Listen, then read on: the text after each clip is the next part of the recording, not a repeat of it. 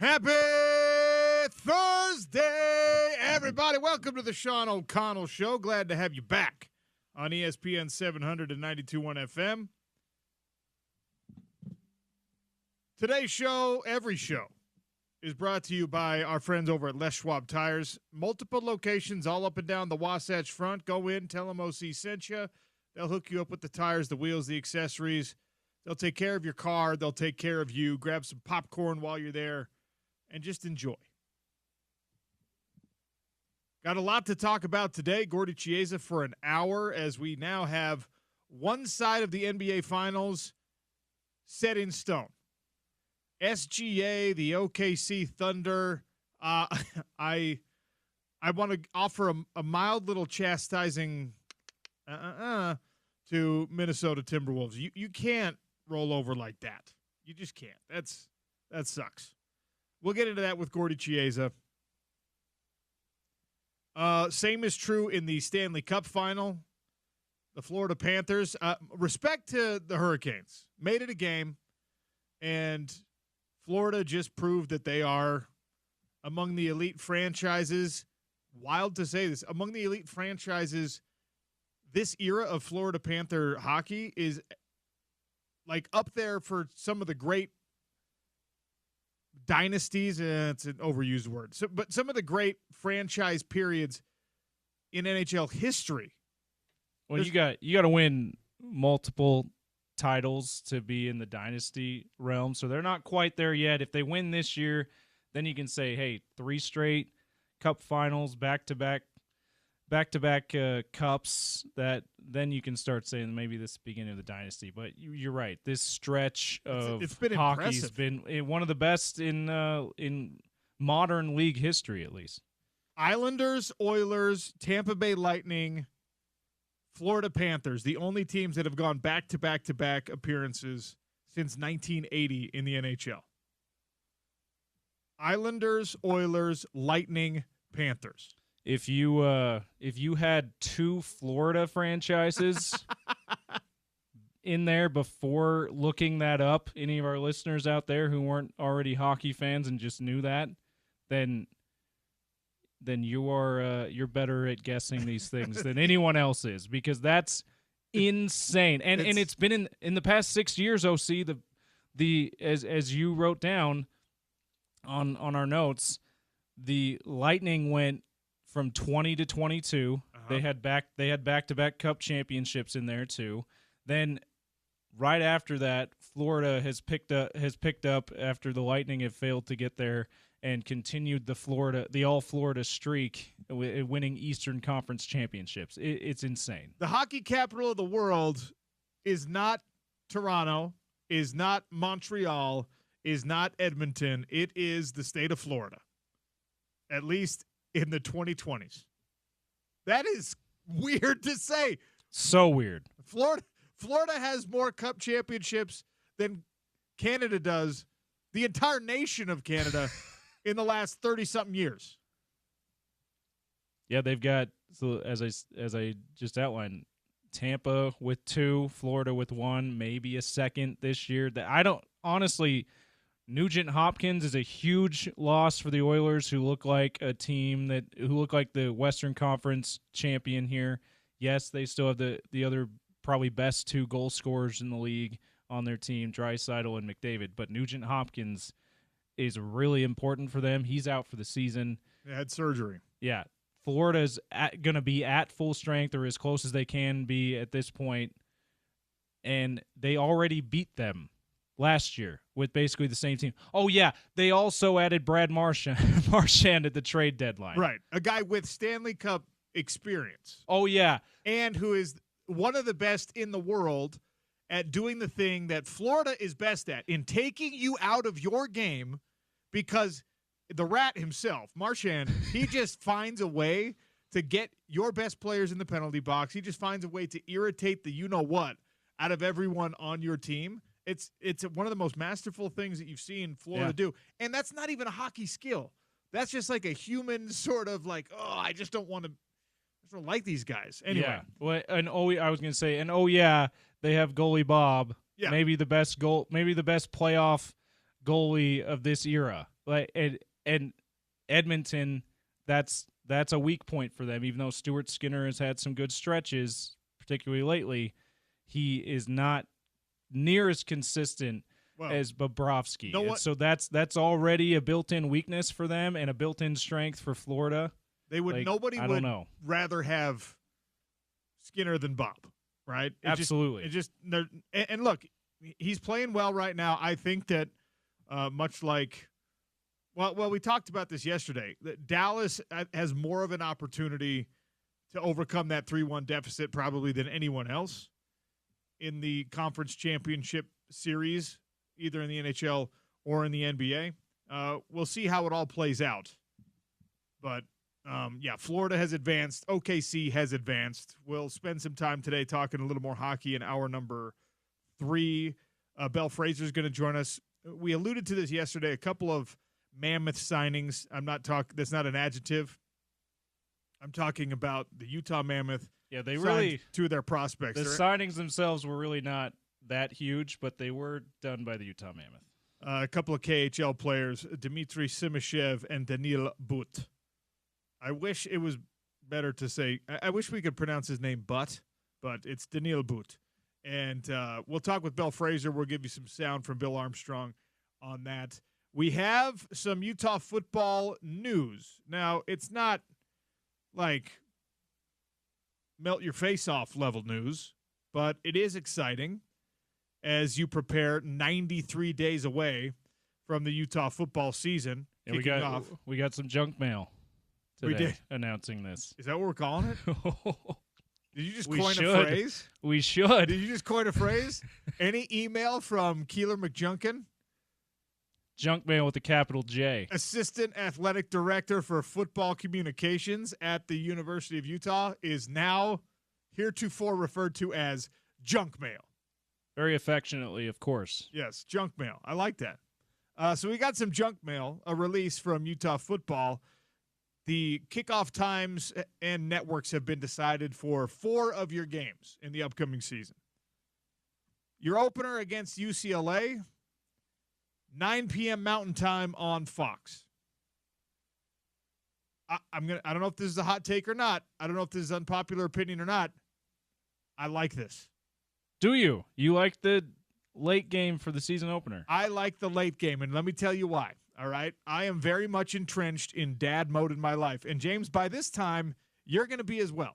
Yes, you're right. Although your child will be so young they will not yet have a proper circadian rhythm, and there will be no such thing as real bedtime, I don't think, yet at like 2 months of age. Yeah, so the late game, I'm usually anti-late game, but I'm going to be up all night anyway. You're going to be up all night. Let's just do it. But for guys like me with young children and with wives who demand that you are, engaged with whatever's going on with those young children while they're in their waking hours. What a terrible thing for a wife to demand. Even of a husband and even father. On a college football Saturday. This is perfect. It means that I will obviously be recording games, watching games, popping in and out, viewing games, flipping back and forth channels. I'll be doing it all day long. I'm not going to pretend that I'm just like, mowing the lawn all day and changing diapers all day and stuff like that. I'm going to be engaged in the college football opening weekend 100%. However, this gives an opportunity for all of us, not just the dads and moms of the world who have kids in bed, but there's nothing else going on. There's fewer games up against you. There's there's not as many reasons to flip channel to channel to channel. This is going to be Utah UCLA capping off your evening, capping off your day, capping off your college football opening weekend. Your week 1, obviously week 0 will already be in the books at that time. It's your late game. It is Pac-12 After Dark, James. Yeah, it is, isn't it? It's UCLA, Utah. It's a little throwback. At the Rose Bowl. At the Rose Bowl. You know what? Whoever's got a T-shirt company out there, let's do it. A little throwback. Pac-12 After Dark, UCLA, Utah. Give me some neon signs, some graphics or something like that. I love this for your opening weekend late game. 877-353-0700. Your first game of the Utah football season is a late one. Maybe you want to take a road trip here. Pasadena, 8 p.m. going to be cooling down a little bit after a scorching day. It's perfect. You could wait till you're done with work on Friday to start that trip if you're gonna drive out there. You Easily. know, like because of the late night start. If it's midday, you probably have to take Friday work day off. So Oh, what a shame that would be. Yeah, I know. Now I just bummed everyone out. You're saying I have to tell my boss I actually can work that day now? If you're a boss listening, your employees still need to take that Friday off. Yeah. Okay?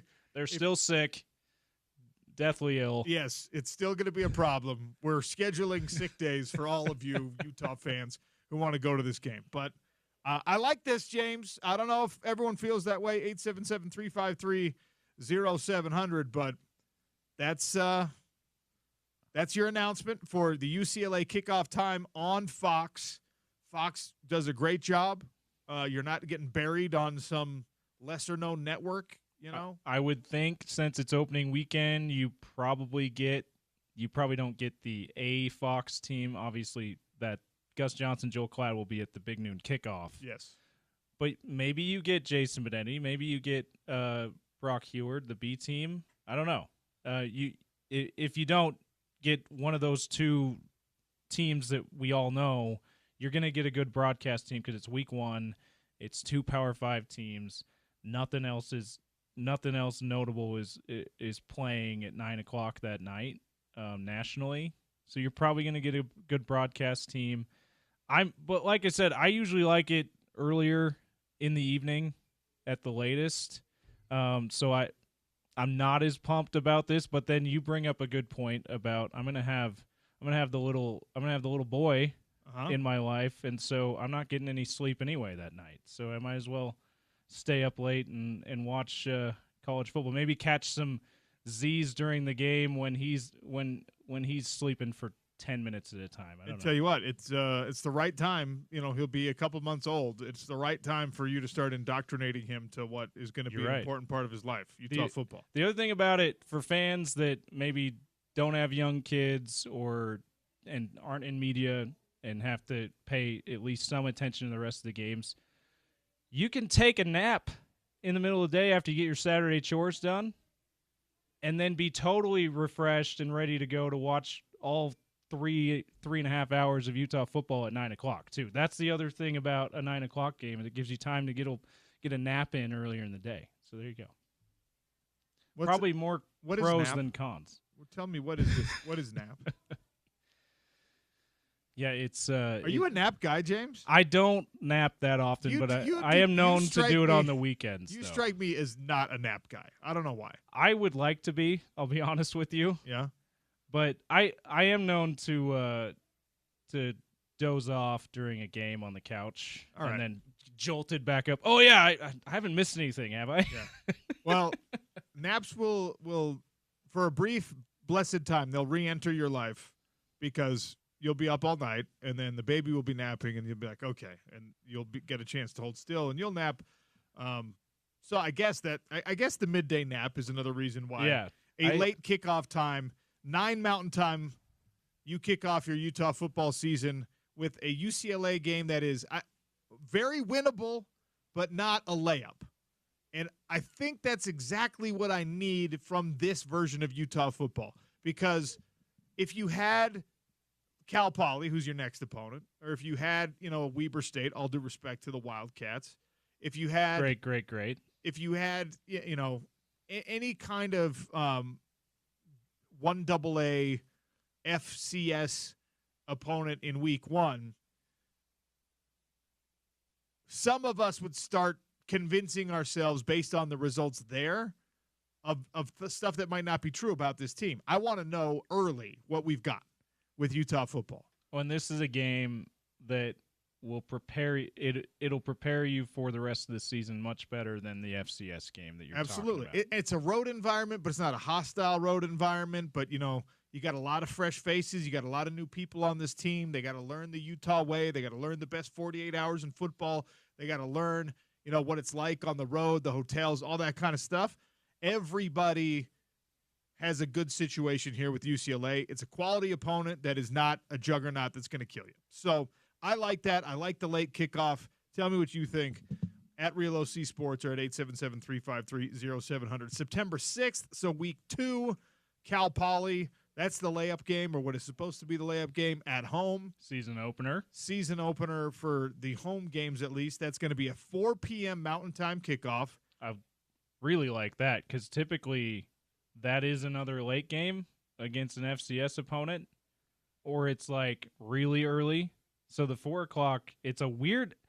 Did you see that and go 4 o'clock? I've never heard of a game starting at 4 o'clock, but I guess it's because it's ESPN Plus only. You can put it at any time. That's right. Trust me. We've done some programming on the Yeah. PFL side with ESPN Plus. It's a blank slate, tabula rasa. They're just like, yeah. What do you want to do it? You want to do this at 9 a.m.? You want to do this at 4 p.m.? You want to do this at midnight? Let's go. How about 6 a.m.? How about 4 in the morning? We Whatever need you want to do. You can put anything, anytime on ESPN Plus. The thing about this, right, is that you gotta come to the game, right? You gotta show up. I know that it's not the sexiest matchup, but there's gonna be I think that's actually gonna be a tough ticket because everyone wants to see this new version of the Utah offense. So, and that's a good time of day. Most of your little league sports are out of the way. Yeah, that's a good point. You got, Ute Conference football going that time of year. So you're watching your Grammys, you're watching your little guys run around, or not so little guys with the X on the helmet run around. And, those games are going to be done by like 1 p.m. Got enough time to get up to Rice-Eccles. That's on ESPN Plus, 4 p.m. Cal Poly. The September 13 game, I wish we could launch into the sun. I just don't like this matchup. I don't like this game. I don't like that. You don't want to go to Laramie? I don't like that this is a road trip. I don't like anything about this Wyoming thing. I just hate it. Is that one that they still will have to? No way. No way they still will have to take a bus trip to Laramie. I know back in the day that's what that was. When they were in the same conference for a long time, that was a bus trip, not a flight. That's not the case anymore. I right? mean, it shouldn't be. It's a 30-minute. It's just a little. They've at least got a regional airport in Laramie that you can charter to. 100%. Right? Yeah. That would make it even worse if it was a bus ride for the team. What if they just decide to kick it old school and they're just like, we're grinding this one out. We're gonna rent some old buses. Yeah, maybe one of them's gonna break down on I-80. Witt and Morgan Scally say, "You guys, we've been soft the last 2 years, so we need to get toughened up." None of this silver spoon stuff. The only way to mentally prepare yourself for the venom and vitriol of Wyoming football fans in Laramie is to get on a janky bus that you don't think is going to make it all the way up the pass over. You know what I mean? Just engine roaring, air conditioner shutting down. You got to crack the windows because you can't run the air conditioner and that engine hard enough when you're going 44 miles an hour up Parley's Canyon. And even though it's September, it's typically still summer weather, summer temperatures. You're going way up in Wyoming. You never know what kind of snow you might have to traverse, even in September on that trip. Like, no. Wyoming, awful. 6 p.m. Mountain Time, CBS Sports Network. You're going to get a bad announce team on that. That's what that says. Yeah. You're going to get a play-by-play man who wishes he was on something else, and you're going to get a brand-new color analyst who has no idea how to pronounce a single Polynesian name. Yeah, and maybe even called from studio, not even on site. I don't know if CBS Sports Network's been doing that, but there's still those teams on the C, D, E teams that networks still have call on site for some reason. And then we still don't know about Texas Tech, West Virginia, Arizona State, the BYU game, Colorado, Cincinnati, Baylor, Kansas State. November 28th, Black Friday. the Black Friday game. That'll be the opposite of your season opener. That'll be 10 a.m. Mountain Time on ABC or ESPN against, of course, your historic rival, end of the season, the Kansas Jayhawks. The Bill Riley game. At Kansas. So homecoming, a little bit of a homecoming for the voice of the Utes. hopefully we can say in the regular season finale, and they've got a Big 12 championship game coming up the next week, and or at the very least a bowl game like they didn't have this last year. So that'll be a 10 a.m. kickoff on ABC or on ESPN. And that's your junk mail update from Keelan McJunkin. All right, great stuff. Shout out to Junk. The gift that keeps on giving right now in college football content is conference business meetings, not conference media days, conference business meetings that are happening all over the country, especially with regard to the SEC. And like we talked about 2 days ago, like we talked about yesterday, there is now, like, they've just been given license. Brian Kelly, you saw this. They are the SEC, their coaches, their commissioner. They're like, you know what? Here's what we want to do. We want to consolidate our power, a surprise to no one. We want games against Big Ten. This was Brian Kelly speaking for his own program, but also kind of endorsing this as an idea that is universally adopted across the SEC.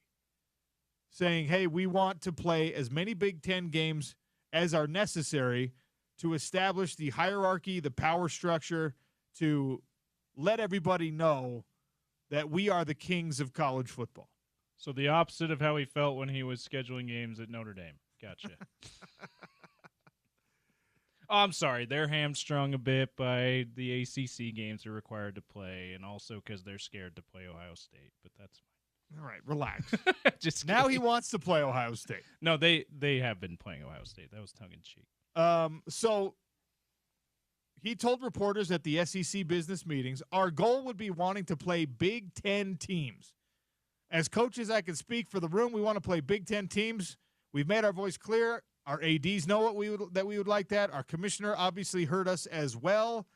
And the, I guess, newsworthy aspect to that statement goes further in that what they're talking about is not just playing a season opening game, a kickoff classic type situation against Big Ten teams. The proposal, and how many proposals have we talked about in the last 3 days, James? This is like proposal number 6 that's being discussed for an expanded college football playoff, an expanded format for how you decide who goes into the college football playoff. We're gonna get through the alphabet if we name them by letter. Yeah, we're by like next week. So it looks like 16 teams is an eventuality. I got no problem with that. Brett Yormark from the Big 12 obviously said, we've heard the Big Ten. The Big Ten is kind of pushing this one. They want to do the 4-4-2-2-2-1-1 model, right? 4-4-2-2-1-1 model.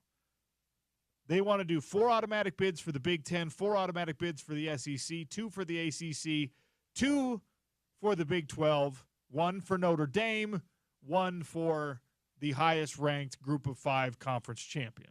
That's what the Big Ten wants to do. The SEC was kind of on board with that and then said, no, we'd rather do this 5 plus 11. Yormark and the Big 12 have said, we think that's more fair. Even though there is the risk of being a one-bid league, the 11 at-large bids not having to carve out any piece of this to automatically give some to the Big Ten or to the SEC, we think that's more fair.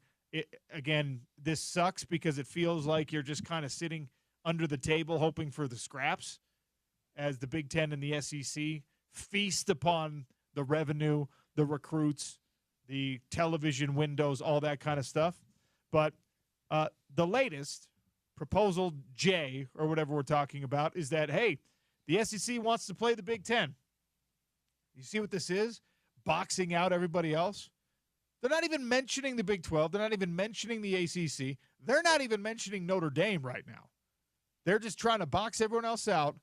And the proposal extends to when everyone else is playing their conference championship weekend, we want to do cross-conference matchups based on seeding that'll determine who gets into the college football playoff. Now, you have to make it so that the regular season matters, that your success in the regular season matters. So you reward the top seeds, and they play the bottom seed from the opposite conference. This proposal, if it had played out last year, would look like this. Oregon Ducks, again, all on conference championship weekend. Oregon Ducks play the Ole Miss Rebels. Penn State plays Texas A&M. Indiana plays South Carolina. Ohio State plays LSU. Iowa, Alabama, Illinois, Tennessee, Michigan, Georgia, Minnesota versus Texas. Winners advance to a college football playoff. You've got 8 teams decided. Look, if what's going to happen, and it is going to happen, is that the Big Ten and the SEC take total control of college football playoffs, of college football everything, and what they are offering is some level of inclusion to the Big 12 and the ACC and Notre Dame and everyone else. If they're going to just take this thing over and they're going to elbow everyone else out and they're going to say, if we're doing 12 teams, 8 of them have to be from these 2 conferences. If we're doing 16, it's got to be 10 or 12 from these 2 conferences. If that's what we're getting, and it is what we're getting, people, at least give us some entertainment along the way. If you're going to take 8 spots, make them play into the 8 spots. Oregon Ole Miss would have been a fun game. There's a couple. I don't necessarily need to see Iowa versus Alabama. I don't think that's going to be all that great. Minnesota, Texas also makes you cringe a bit. I don't think Illinois versus Tennessee really gets me excited, but Michigan versus Georgia, you know what that feels like, James? That feels like a college football playoff game. It does. We saw those schools match up in the college football playoff before a few years ago. Yeah. Now, Michigan last year was barely a bowl team going at the end of the regular season. So that's not, I mean, the brands are sexy, but the game probably wouldn't have been that great. But most years, that's going to be a great game. So a new structure of the college football playoff is going to be in place in 2026. It could be 12 teams. It could be 14 teams. It could be 16 teams. But the last few days, and really the last few years, but especially the last few days, the quiet part is now being said out loud. The Big Ten and the SEC are going to decide for everybody else how this happens. And because that is going to be a pill everyone is forced to swallow, at least give us weekends like this, where you've got your kickoff classic, you got your crossover classic, you got your, hey, let's see who actually belongs in the college football playoff. Let's put a trophy out there, right? Who's got the best conference in college football this year? Your top 8 play our top 8. Maybe we split it 4-4. More likely that you get a 5-3, you get a 6-2, you get something like that. And for that year, you're the kings of college football. If how about this? If the SEC wins, it has to be called the Bo Schembechler Trophy. If the Big Ten wins, it has to be called the Bear Bryant Trophy. That actually is not a bad idea. If you have to have the trophy named after the winner or the losing conference. You got it. Like if the SEC gets it, they have to call it the Bo Schembechler Trophy. Yeah, that's a little backwards, and they would hate it, and that's why I like it. And by the way, this might actually benefit the other teams that end up in the college football playoff with the winners of those games, because now they came out of conference championship weekend having played a really tough opponent, and so does everyone else. So does all of these other teams. It's not just 1 versus 2, right? Now, if you're Arizona State and you're going up against Texas in this scenario is coming off a game at least against the Power 5 opponent, at least against Minnesota. That didn't really help. Anyway. More proposals. We'll keep you updated on which ones are coming out, which ones are gaining traction. By the time we get to Big 12 Media Days down at the Star in Frisco, Texas, hopefully we have some better insight on the direction college football is headed. Got to take a quick one. We're going to come back. We're going to talk some NBA Eastern Conference Finals, some NBA Western Conference Finals. Oklahoma City has punched its ticket to the NBA Finals. Gordy Chiesa, our resident NBA guru, in studio with us for the next hour. Sean O'Connell Show, ESPN 700, 92.1 FM.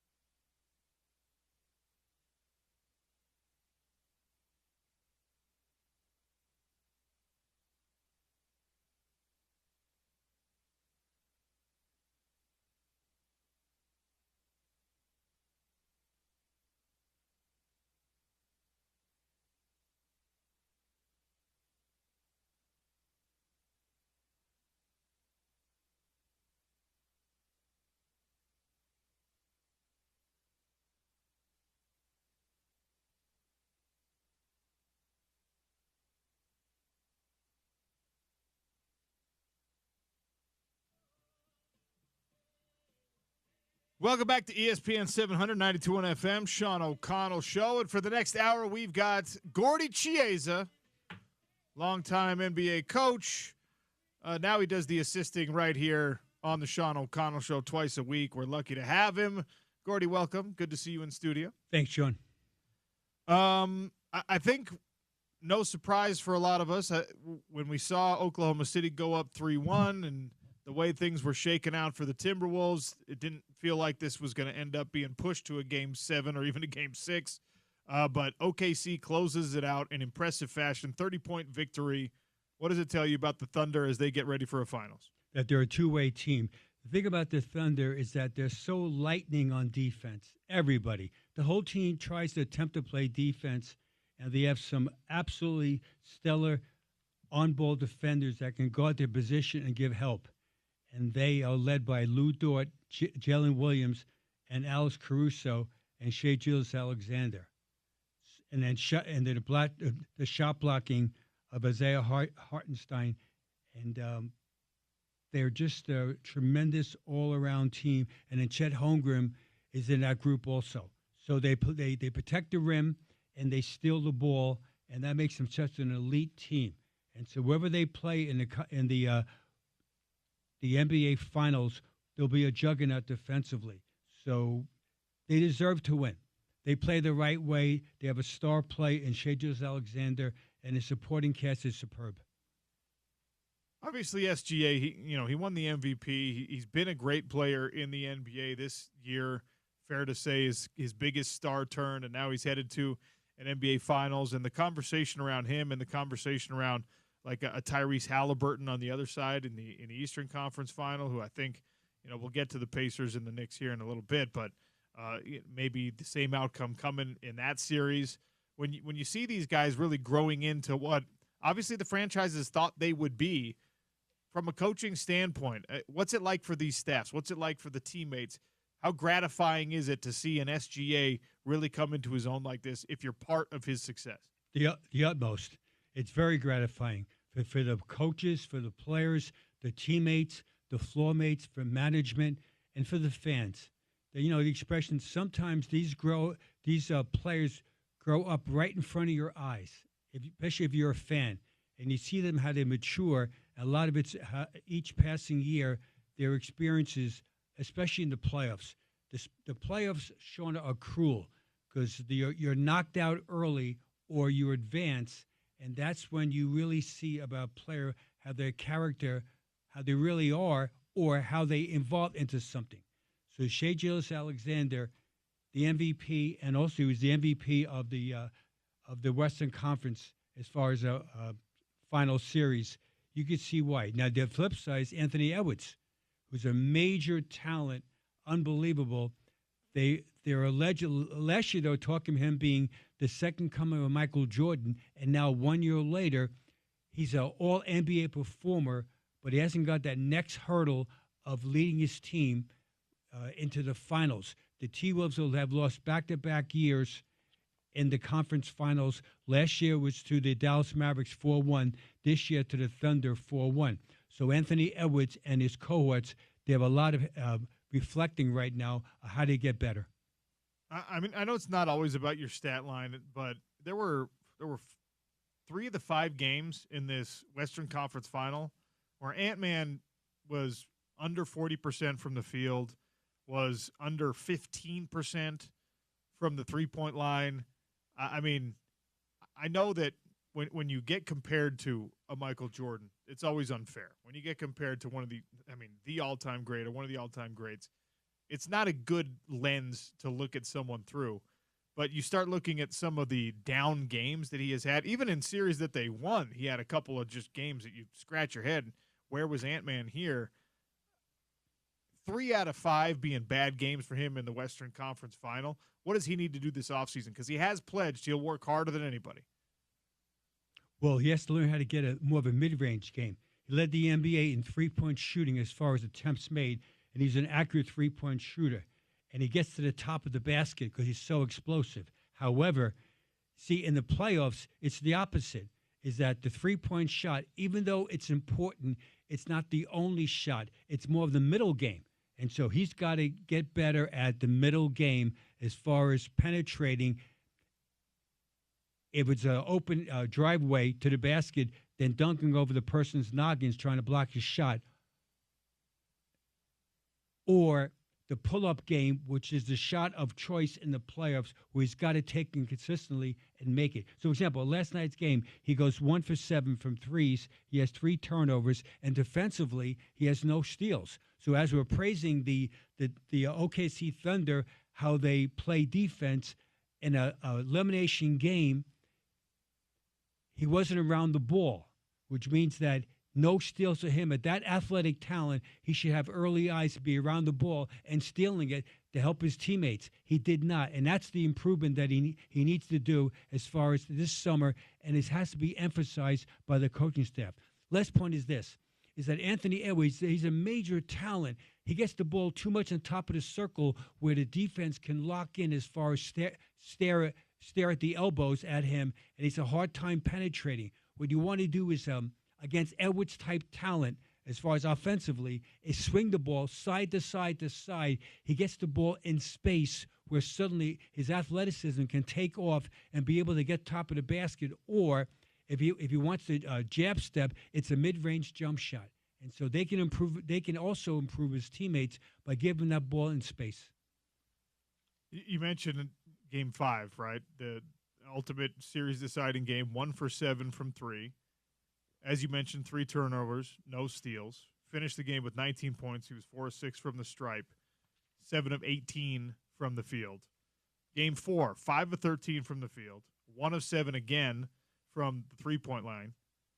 That game, 5 turnovers, no steals.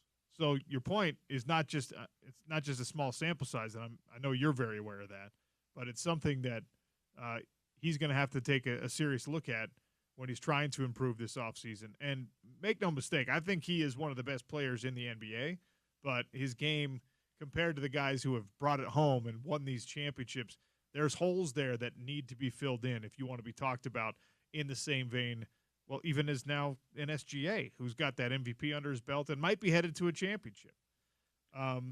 Sam Presti got a shout-out in the trophy ceremony last night, and the fans went nuts. He's a 48-year-old guy. He's certainly not long in the tooth by any standard, but he had a vision for what Oklahoma City could be, and he's put it in place, and he's executed it, and it feels like they're on the precipice potentially of a championship.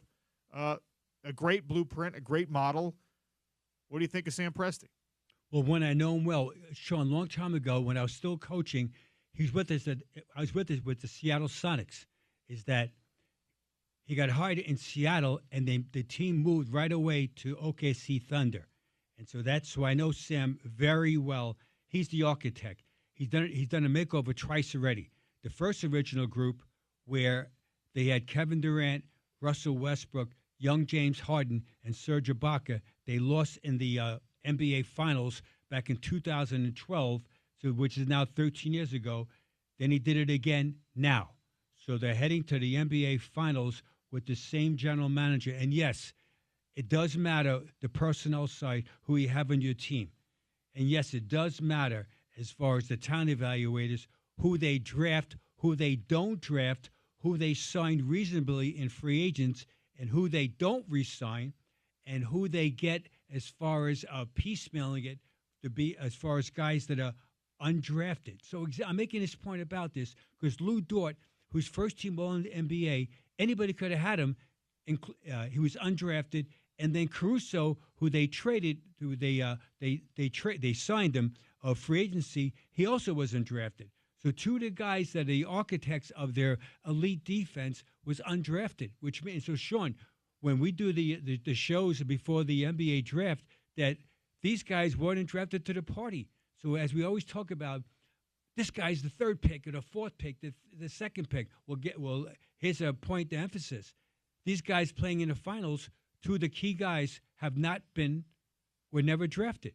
So it shows you that it's commendable as far as getting these guys as far as talented, but it's also talent that was unrecognized, and that's the beauty of it. Well, I mean, Lou Dort was a great defender when he was at Arizona State. Did he go undrafted because he didn't spend enough time in college? I mean, how did he?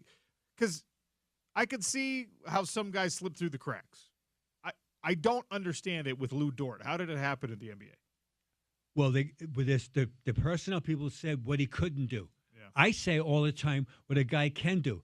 We left out also, I know we're talking about in a few minutes right now, is the Pacers, T.J. McConnell, undrafted also.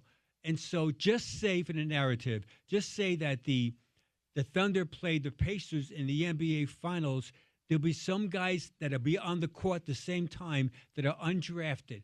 over guys that were picked, 3, 5, 11. I get dizzy thinking about all these guys and how there's so much hype about them. And that's why these players, they play with a chip on their shoulder.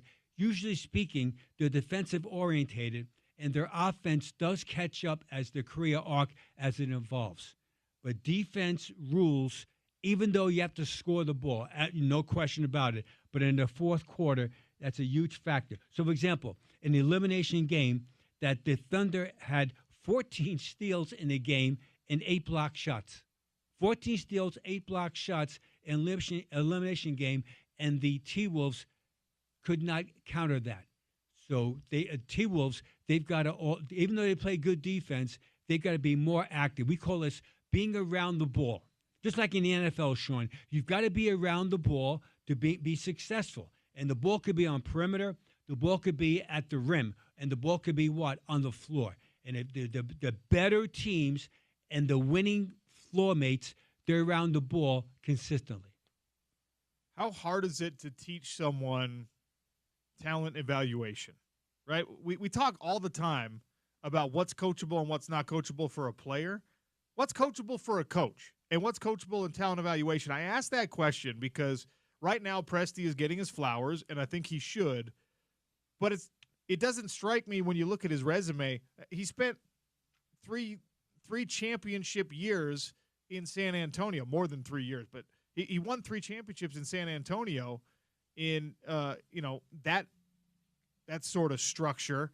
And of course the Spurs have been one of the gold standards, one of the models of getting the most out of guys that maybe were overlooked elsewhere, et cetera, in all of NBA history. So did he learn this, or was it something he was already good at? How hard is it to teach the abilities, the methods of talent evaluation?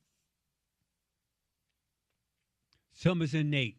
Okay. That when we watch guys play, we feel the guys. We feel them. So we see it, but we feel it. Yeah. And it's a huge factor as far as it. And then Sam Presti type people that are successful, they visualize what a guy in their system, what his growth could be. And then the coaching staff, most of the time, sees the exact same vision, and they accelerate the guy's process. So besides drafting these guys or signing these guys as free agents or 10-day contract people, is that their coaching staff's terrific as far as player development, where they accelerated, and that's absolutely critical. So think about it. Cason Wallace, we left out also in the equation. We left out Aaron Wiggins, Isaiah Joe, Jalen Williams, who's an all-star from the Via Santa Clara. And do you realize that Dylan Jones, let's give a shout-out right now. So Dylan Jones, a local guy from Weber State, who was the 26th pick of the draft last year, he has the luxury right now of seeing and feeling, being around Sam Presti and being around their coaching staff as far as what it takes to be successful. So someone locally here is going to play in the NBA Finals, and he'll visualize of what it takes to be successful, to be champions. Yeah, being with the Spurs is absolutely critical because they're the benchmark. Now, add to that, in the present tense, the Spurs, as we speak right now, Sean, have not been in the playoffs now for 6 straight years. So we're talking about yesteryear, Sure. somewhat. Now, in the present tense, it's been 6 years. But my instincts tell me that it's going to be very soon. They're making the playoffs, the Spurs. Well, a healthy Victor Wembanyama, Stephon Castle. I think they're going to draft Dylan Harper. They've got De'Aaron Fox, whether they keep him or move on or whatever. Like, that feels like a roster that could be rounding into form relatively soon. And again, you always hear in Salt Lake City, you always say, all right, what does that mean for the Utah Jazz? Well, you got these other teams in the West that are really good. They're still pretty young. And then you've got some teams that are kind of in your same category. And we talked about this all season long. How are you performing against your real peers in the league? The teams that have young players like you, the teams that are just kind of coming together like you, how are you doing against them? You're not keeping pace with San Antonio right now. They've got better luck than you. They've got better whatever than you. So, yeah, it's a daunting picture for the Utah Jazz moving forward with what you've seen in the playoffs and teams that we think will be in the playoffs soon. Add to that. So the teams that Sean's alluding to would be, the Pelicans, Zion Williamson. They have a new boss there, Joe Dumars, who's been highly successful as a general manager. So now Zion type people, he can't say out loud, "Oh, you don't get it." "Oh, really? I don't get it." Meaning Joe Dumars, "You don't understand how this works." "Yes, I do." And so now, in jazz basketball, the Pelicans, ironically, their coach is an excellent coach, Willie Green. And so the Spurs are going to be the Trailblazers this year won 36 games, gotten better. The Suns will have a new coach. We'll see what their roster. The Mavs now with Cooper Flagg being there and with Jason Kidd being an accomplished coach. And then there's the Kings. There's the Grizzlies. These are all teams that are going to try, bite, fight, and claw to try to make the playoffs next season. And it's a daunting task. Going to the playoffs, it's hard. This thing called the playoffs, to win the whole thing is an incredible accomplishment. But just to get there in the beginning, it's hard. One time in jazz basketball, they made the playoffs 20 years in a row. And I keep thinking about that often, is that how hard that was to get there each year and to advance as far as events. Usually speaking, Sean, if you get past the first or second round consistently, you have an elite organization. Elite. All right, we got to take a quick break here. We're plenty left to talk about. A lot of meat left on the bone with these NBA playoffs. We'll get to the Eastern Conference Finals. We'll get to the upcoming NBA draft, which, of course, the Jazz have that number 5 pick in. Gordy Chiesa is with us for another 40 minutes or so. We're going to take advantage of it on the Sean O'Connell Show, ESPN 700, 92.1 FM.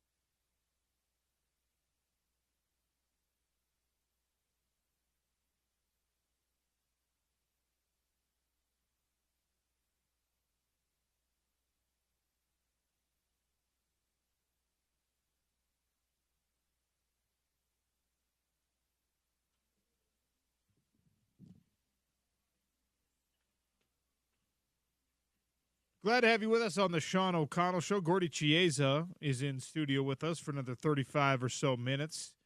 Talking all things basketball, all things NBA. Western Conference Finals are over. Oklahoma City has advanced. Gordy, you're one of the only people I can ask questions like this because you remember everything. You go all the way back to the last time Oklahoma City was in the finals. And look, they had an incredible roster. They had incredible players. They had good coaching. They didn't win it. Does this feel like a year where maybe they even have a better chance as a franchise to actually take home the trophy? Yes, this could be their year, very much. And the reason why is they have a star player, Shai Gilgeous-Alexander. They have a strong supporting cast. They're two-way as far as the dimensional, both defense, offense, defense. And this could be their year. Whoever they play in the finals, they'll be the favorite in the finals. And it's that theory about, Sean, if you're a small market team, you can't win. That's who? Like who believes that stuff? You always hear that all the time. Oh, by the way, the Spurs, they won 5 championships as a small market. And so it was the NBA final. Just say for the narrative, I'm just saying that if it's the OKC Thunder and the Indiana Pacers, it's 2 smaller markets. However, the game should be outrageous. Should be. Because both teams are very similar if they get to that point where they hardworking teams, they play as a unit, superior coaching, star players. It's going to be a fascinating series if that's how it plays out. But there's still some games to be played tonight, especially in the Garden. So the Knicks are trailing 3-1, 1-3, I guess is the better way to say that when you're the one trailing. Pacers look like they're headed to an NBA Finals, but again, you got to let it play out. First, let's start with the psychology of being this Knicks team and knowing that, you got to at least stave off elimination in front of the home fans at the Garden. You got to keep yourself alive. What's today like for that New York Knicks team? Urgency. There's absolutely those guys. The walk through this morning, I'm sure, is very crisp and short, and that they know that the energy they need to win. So ironically, the Garden is the mecca of basketball for decades. Oh, by the way, that the Knicks have not won a home game there in the series. So they lost the first 2 there. Tonight, I believe the Knicks should win tonight. As far as a hard-fought game, it will be a battle, but they should win tonight. What it's like, there's urgency, and there'll be unbelievable shot-making. There'll be tenacious defense trying to slow down Haliburton and Pascal Siakam, and the Knicks know that they've got to try to string this out and force a game 6 in Indiana. So it should be electrifying in the Garden tonight, and I do believe they're going to win. Next point about this, Sean, we mentioned before about Dylan Jones, but you realize that DeLon Wright, former Ute standout, also is playing in the NBA as far as conference finals. He plays for Knickerbockers. He's getting some floor time recently. He's trying to attempt a battle, and that's the catchword, attempt a battle. Therese Haliburton. So DeLon Wright has played 23 minutes in the last 3 games, and shout out to him. Yeah, love to see DeLon be successful. Hope that he could be even more successful. How much of this is on coaching when now you're in a situation where, like, you're throwing DeLon right to the wolves in a lot of ways? You don't go to your bench all playoffs long, all season long, and then you get to the Eastern Conference Finals and you realize, I got to go to my bench now. And I heard Spence talking about this on his show yesterday. You're asking these guys, not just DeLon, but Precious Achiuwa, you're asking Josh Hart, you're asking Miles McBride to do things that you didn't ask them to do, even in like meaningless scenarios all season long. And now they got to do it when the pressure is on. Is that a coaching miscue? Yes. Well, yeah, it is a coaching miscue. Yeah. Party in NBA because there's injuries, and also there's so many games, and there's so many plane rides, and there's so many off the court, unfortunately, distractions, suspensions, etc., that the bench is critical.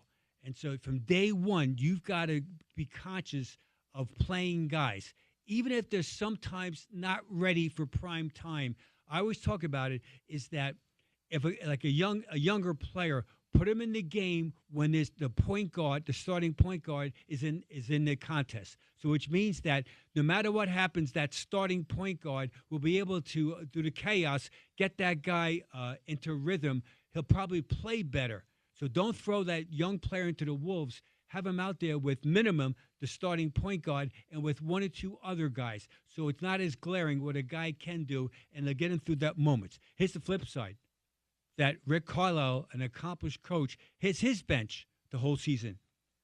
T.J. McConnell, Benedict Mathurin, Obi Toppin, Ben Shepherd, as far as playing. And ironically, former Jazz man Tony Bradley is in the game. He's biting, fighting, clawing, trying to body up in the lane right now. And who would have thought that Tony Bradley, who was out of the league for 2 years, was signed on March 2nd by the Pacers. He's suddenly playing in these games, and I know it's a modest role. I get it. All I'm saying is he's on the floor. So the Pacers developed their bench. Don't you get the feeling that whenever T.J. McConnell is in the game, I don't care. Again, he's undrafted. I don't care what he can't do. All I know is that his team always plays better when he's on the court. That's all all I know is what I see, not what I hear. And why? Tell me why that happens. Because there's certain players, Sean, in every sport that what they lack in knockout, unbelievable talent, they make up in cerebral skills, and their teammates / floor mates, they respect them on the court. And usually speaking, they're unbelievable hustle players and battlers, and that they thrive in chaos, where they can think the game for their floor mates, and that helps those guys play better. And that is definitely T.J. McConnell. And from the Thunder's point of view, that is also Alex Caruso and Cason Wallace. So all I know with Caruso and Wallace, when those guys in again with the Thunder, only good things happen on this series right now. It's the Pacers. So the Knickerbockers, they're relying on their starters, and their starters are good, and they do try to compete hard. But you can see that you've got to develop a bench in the short term, also long term. How do you get a guy like a T.J. McConnell, and maybe more pointedly, Benedict Mathurin, who was a big-time star in college, and now he's a bench player, and he's a bench player on a team that is not like loaded up, not like the Knicks, that is so star-reliant in the starting lineup. You're not playing for the Lakers. You're playing for an Indiana Pacers team who's got Tyrese Halliburton and Pascal Siakam and a bunch of guys that you probably think you're as good or better than, and yet they seem to have embraced their bench roles very well. And you talk about the effect that McConnell has. I've always liked Benedict Mathurin as a player, going back to his Arizona days. When you have to convince, if you're Rick Carlisle, and you have to convince these young guys, like, hey, this is your role. You're not going to be the superstar 30-plus minutes a game type guy, but when you're on the floor, this is what you do. I mean, I know ego management is something that NBA coaches especially are really, really good at, but how do you get those guys into that role so successfully, even in an Eastern Conference final? Communication. You just keep absolutely talking to that player all the time, through good moments and from bad moments, and that you talk to him, and also you listen. Part of being an elite coach is the ability to listen. So besides, you're the leader of the group. However, you should be a world-class listener. And at the coaches that last for a long time, whether it's in the NBA or whether it's in the NFL, they are decision makers, but they listen to the players. Now, we always talk about listen to the star players. Yes, you do. But the bench players are just as important. So a lot of times you spend even more time with these guys than you do with the star players. And Sean's alluding to about Benedict Mathurin. He was the 6th pick of the draft in 2020. And so it just shows you about his ability to be able to score the ball, and he has. Again, when he's on the floor, he has McConnell and Ben Shepherd and Obi Toppin, all those guys as he plays as a unit. Those guys they're pass happy. Yeah, they can make shots, but they try to execute and move the ball. And Mathurin is really the benefactor to that, where the ball is moving most of the time when he's out there, and he is the recipient of it. And then when he crosses in the game with Therese Halliburton, when he plays with those guys, with some of the starters right now. And so Aaron Neesmith, who plays over him, I'm sure as a teammate is good.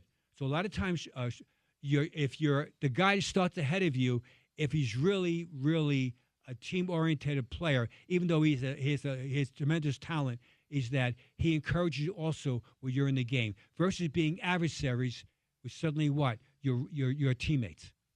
Big difference. Tyrese Halliburton is getting a lot of conversation around the way he's played in this series, the way he's played this season in these playoffs. Famously, in an anonymous poll, he was voted by some of his peers as the most overrated player in the league. He doesn't seem to play like chip on the shoulder, bad attitude, but he's certainly proving a lot of that. If that is an opinion, he's proving a lot of that wrong right now. Historic triple-double the other night. Tell me what you think of Tyrese Halliburton and his role for this Pacers team. Well, the first thing is that the NBA players are delusionary. They're having a bare hair day by saying that about him, Sean. That's the first thing. So Sean, probably, I'm guessing, is that something happened in some club in L.A. or some club in New York and some sort of situation off the court that made some of the NBA, Las Vegas in the summertime, is that made those guys comment about it. All I know, Sean, is what we see. And we see somebody that is absolutely pass happy. He's an elite talent. He plays both sides of the ball, and that he became the first player in NBA history, and that's the catchword, history, either in regular season and postseason, to compile these statistics in an NBA game. 30-plus points, 10-plus rebounds, 15-plus assists, 5-plus made threes, and no turnovers. Sean, no turnovers. You get 15 dimes in a game, and you have no turnovers.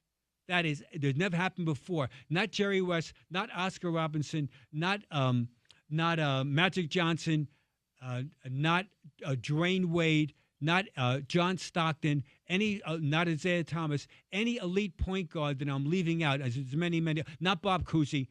Anyone else I'm leaving out is never accomplished it. So he's not overrated. I say he's almost underrated. I was thinking that when underrated. I was watching, not this series. Last series. I was thinking that exact thing. Like, we talk about him as overrated, and he's not talked about enough. Like, he's acknowledged as being a good player, but he was dominating in that series. He's dominating in this series. I have a question about being a good player versus a good teammate. Again, Spence Checketts, he brings up some really good points on his show. I hope you're all listening to The Drive every day after the Sean O'Connell show. But he was talking about Karl Anthony Towns and Jalen Brunson. And we'll take a break and we'll come back and talk about this. Undeniably, they're both great players. Are they good teammates, though, for one another? We'll get into that 3 minutes from now. It's the Sean O'Connell Show, ESPN 700, 92.1 FM.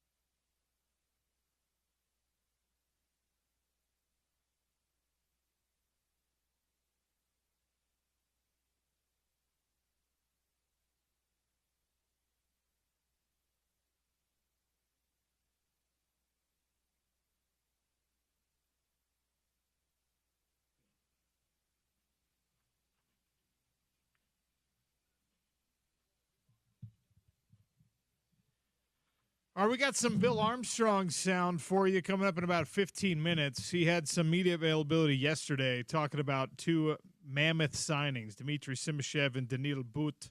So we'll give you Bill Armstrong's thoughts coming up slightly after 12:30. We have a list coming from Gordy Chiesa, but we talked about this before the break, right?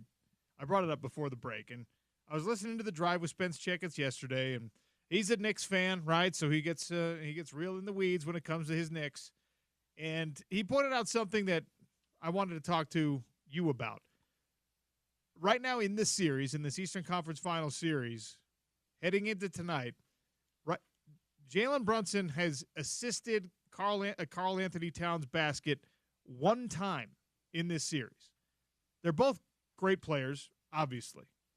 Are they great teammates, I asked. And you, when we went to break, you said, well, there's great teammates. There's also great floor mates, which isn't the exact same thing. So explain for me how these two puzzle pieces fit together or don't fit together for the Knicks. They really don't fit together because Jalen Brunson is he's averaging 5.5 assists in this series, but you alluded to about only one to Anthony Towns, and that being a floor mate is when it's a free flowing, it's the fluidity. The ball is hopping.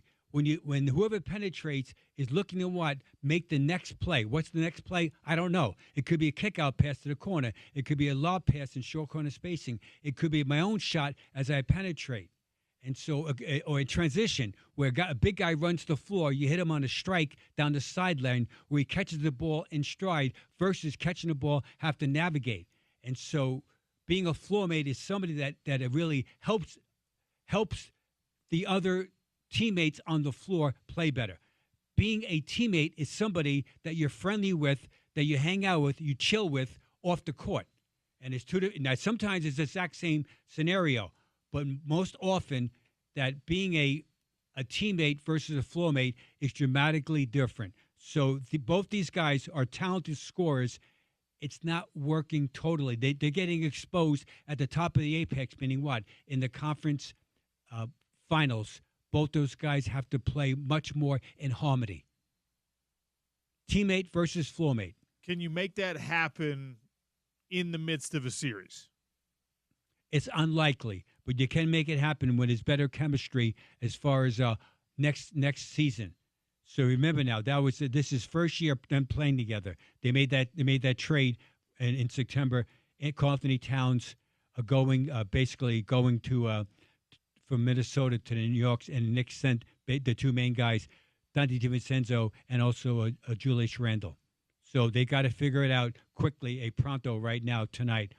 It's unlikely, though, as far as them long-term, as far as getting past this series. But in a long-term thing right now, hopefully it'll work out for them. So 6 o'clock tonight, Mountain Time, TNT game, Pacers, Knicks. It is at the Garden. You do expect New York to win this one and extend the series? I do. Yeah, Why? I do.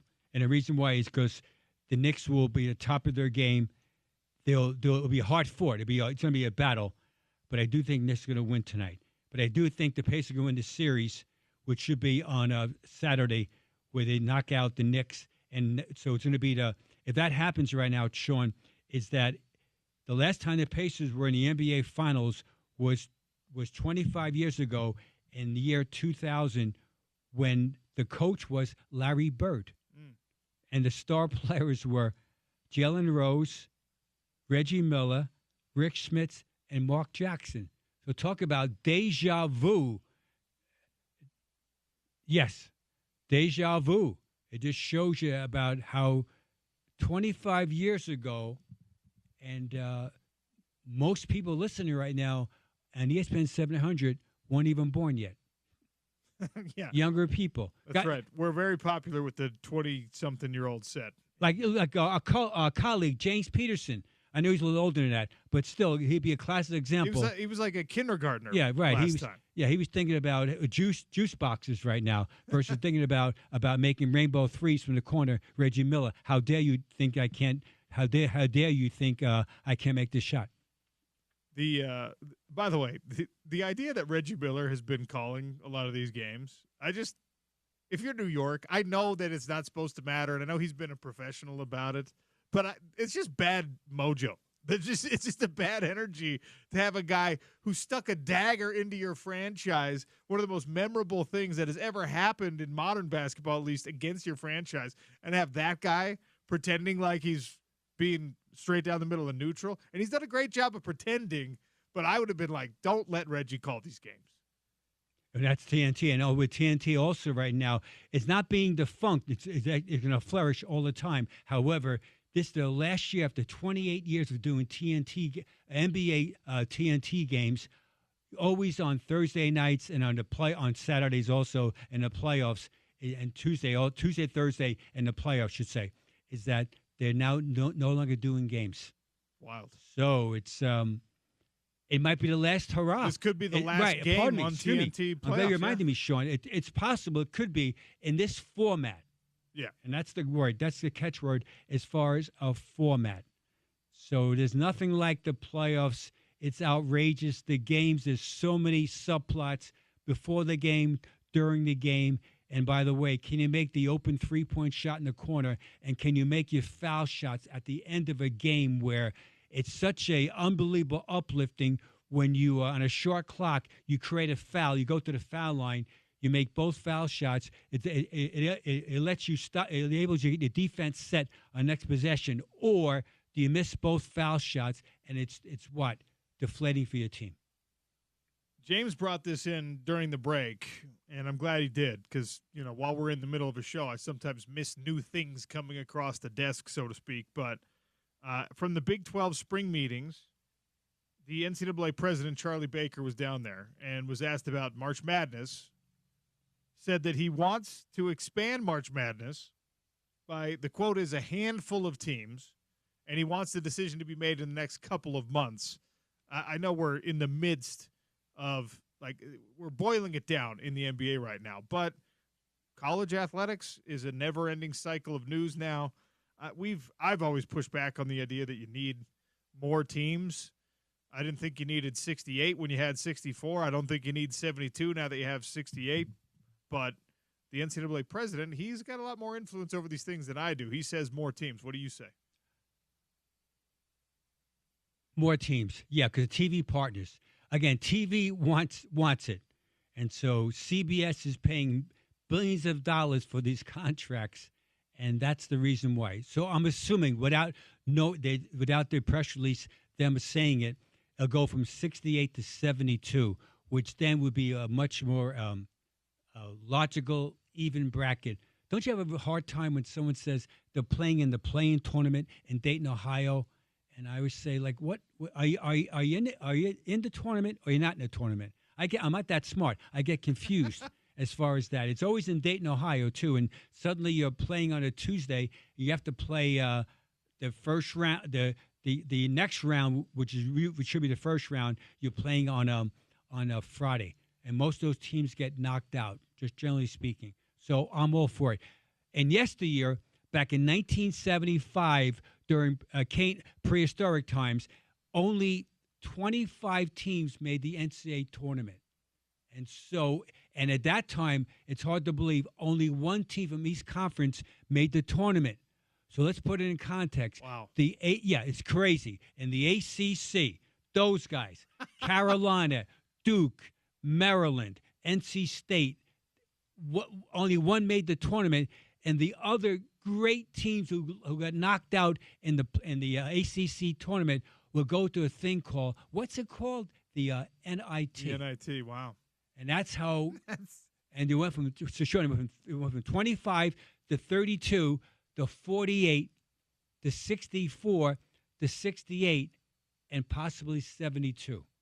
Or are we being so naive? Forget about 72. Let's go to 96. Yeah, why not 96? Yeah, see, again, we don't know that. So why not just have, I don't know how many teams it would be, but just start the season as a tournament. Single elimination, all right? And you get all the way out. I don't know how big that bracket would be, but there's something like 300 teams in NCAA basketball, and you just boil them all down, one game at a time. That would get wild, and you might not, because we know how it is. Anyone can beat anyone on any given day. Absolutely. Your Blue Bloods would probably hate it, but your Wichita States might have their day. Oh, and they should, and rightfully so. Because, see, basketball is different than football. Football, you need absolutely depth to the extreme because of injuries, etc. Fill the blanks in. But in basketball, those 5 guys on the hardwood, and you have 1 or 2 unbelievable players, and the power of three-point shooting and the power of playing a matchup zone, indoor trapping and pressing, is the great equalizer. And that's what makes March Madness so incredible. You think you know basketball, you know nothing because of human behavior. And that's what makes it so unpredictable. And that's why we all love March Madness. And Sean, that's why you and I never win our brackets because we know nothing about basketball. And in my case, that's why I don't win. I don't know why you don't win, Gordy. And my problem is that I get too emotional. I know the coach. I know the coach's family. I can't morally. And when I fill the brackets out, my hand is shaking, Sean, because I can't do it morally. Not pick his team to win, to win. I can't do it. You can't vote with your head. You got to go with your heart. Yeah, I do. I admit it. I admit it. And that's why I never, ever, ever, did I say ever, win March Madness. By the way, I just referenced Wichita State. Josh Eilert, the former interim head coach at the University of Utah. I love to see it. We got to know him briefly. Awesome guy. He landed a job at Wichita State. That's his home state. It's where he played his college basketball. So he's now an assistant on that Shockers staff. So you like to see people. You don't like to see people when coaching changes happen, even though it was the right thing for Utah basketball to hire Alex Jensen and let him fill his staff the way he wanted to. There's the unfortunate reality, right? There's the downside of that. The previous staff is in the wind and has to find something new. And so glad to see Josh Eilert land on his feet, as we knew he would. But Wichita State, respected program in a state where he's got a lot of experience playing college basketball there. So good for him. I have a question for you, Sean. You said, if you're a native son of Kansas, you said Wichita State Shockers. But if you're a native son, what's really their nickname? Ooh. I don't know. Okay. Do you know what it was before the Shockers? What is Wheat Shockers? That's exactly right. Wheat Shockers. If you're a native son, you don't say, we're playing the Shockers. Hey, I went to school, Wichita State. Like Antoine Carr of the former Jazz did, as he told me all the time, no, Coach, it's not the Shockers, it's the Wheat Shockers. It's not the Diggers, it's the Beat Diggers, right, OC? Yeah, that's right. I'm a Jordan High School beat digger. That's exactly right. That's right. How foolish I was, Sean, to say that to Antoine. How foolish. I feel foolish, too, because I knew that Shockers was referencing shocking wheat shocking. I feel stupid for not having gotten it right. I thought we were going to go back, like, you know how there's always like some kind of like culturally insensitive nickname in the background for some of these schools. I thought we were getting there. No, it's a family show. Okay, Wheat Shockers. We'll refer to Wichita State as an homage to and speaking of Shockers, this is my all-time. This is my list today, Sean. This is going to shock you, right? It's the all-time career steal leaders in NBA playoff history. All-time steal leaders. All right. And in this list, before I say the names, is that every one of them is in the Hall of Fame, and the only one not will be in the Hall of Fame when he retires on the first ballot. Yes, thievery is legal in basketball. Ball stealers' attributes are 1, early eyes, 2, anticipation, 3, active hands, 4, timing, and 5, deception. Here we go. Number 10, all-time steal leader in playoff history, Manu Ginobili, 292 steals. Number 9, Mo Cheeks, 295. Number 8, Larry Bird, 296 steals. Number 7, he coaches the Dallas Mavericks as we speak right now, Jason Kidd, 302. Number 6, he left us way too soon in life, Kobe Bryant, 310. Number 5, I had the privilege to coach this guy for 16 years. He averaged 1.9 steals per games in the playoffs, in 182 playoff games, no other than John Stockton. He had 338 steals. Number 4, nickname was called the Magic Man. Magic Johnson had 358. Number 3 all time. You can make a discussion, Sean and James. This guy is the world's greatest player of all time, Michael Jordan, with 376 steals. Number 2, Scottie Pippen, second all time with 395, and the number 1 leader in history of playoff basketball with the most steals. He's heading to the Hall of Fame first ballot is LeBron James with 493 steals. Woo. Note, what about, besides John Stockton in Jazz basketball, Karl Malone is ranked 17th in the NBA in all-time steals with 258 steals. And let's not forget that steals didn't become an official category in the NBA until 1974. So we never know how many steals Jerry West had, or Oscar Robertson had, or Lenny Wilkins had, because those guys retired before 1974. So unfortunately, they don't get credit for it. Sean, I love thievery. Only second to the NFL when you're a D-back or a safety. I love being thieves. You love an interception even more than a basketball steal? Oh, absolutely. No, I do. A lot more rare. But I do love Caruso in playoff games, meaning Alex Caruso for the Thunder. When he steals the ball, I get energized. When you were a player, Gordy, were you a steals guy? Yes. Yeah. Yeah. I could tell by looking at you that you were a basketball thievery kind of individual as a player. Oh, I love the art of stealing. Now, I don't want to steal jewelry, Sean, but I do like stealing the ball. I'll have you know, as a basketball player, I was a master at getting fouls. I definitely I would foul out of pretty much every game. So that's got to be a record somewhere. Maybe it'll make a Gordy Chiesa list at some point. Someday I will. I'm going to list about you and James and other wannabes. I have a list. Emphasize wannabes. Gordy, it's always great having you here in studio. Thanks for your time. I could talk basketball with you all day, but James says we can't. He wants you to leave. Thanks, Sean. Peace out. Gordy Chiesa, he's a man. ESPN 792.1. We're going to have an NBA draft show, by the way, featuring Gordy Chiesa, Spence Checketts, and Smitty, Richard Smith. That'll be preparing you for the Utah Jazz pick. We think at number 5. We'll see how that all plays out. All right. Switching things over to the Utah Mammoth. Bill Armstrong spoke yesterday to the media about the signings of Dmitry Simashev and Daniil But. We'll give you that sound next on the Sean O'Connell Show. It's ESPN 700, 92.1 FM.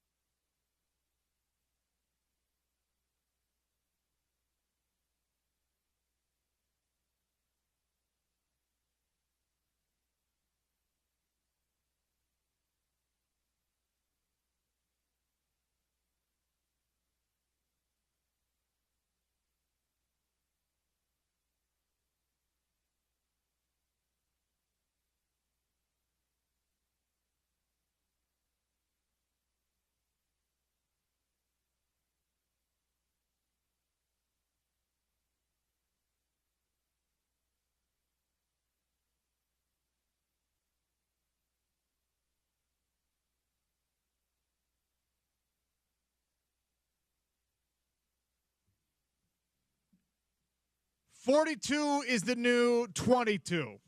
That's something I'm going to be telling myself, my 42nd birthday approaching at the end of the summer.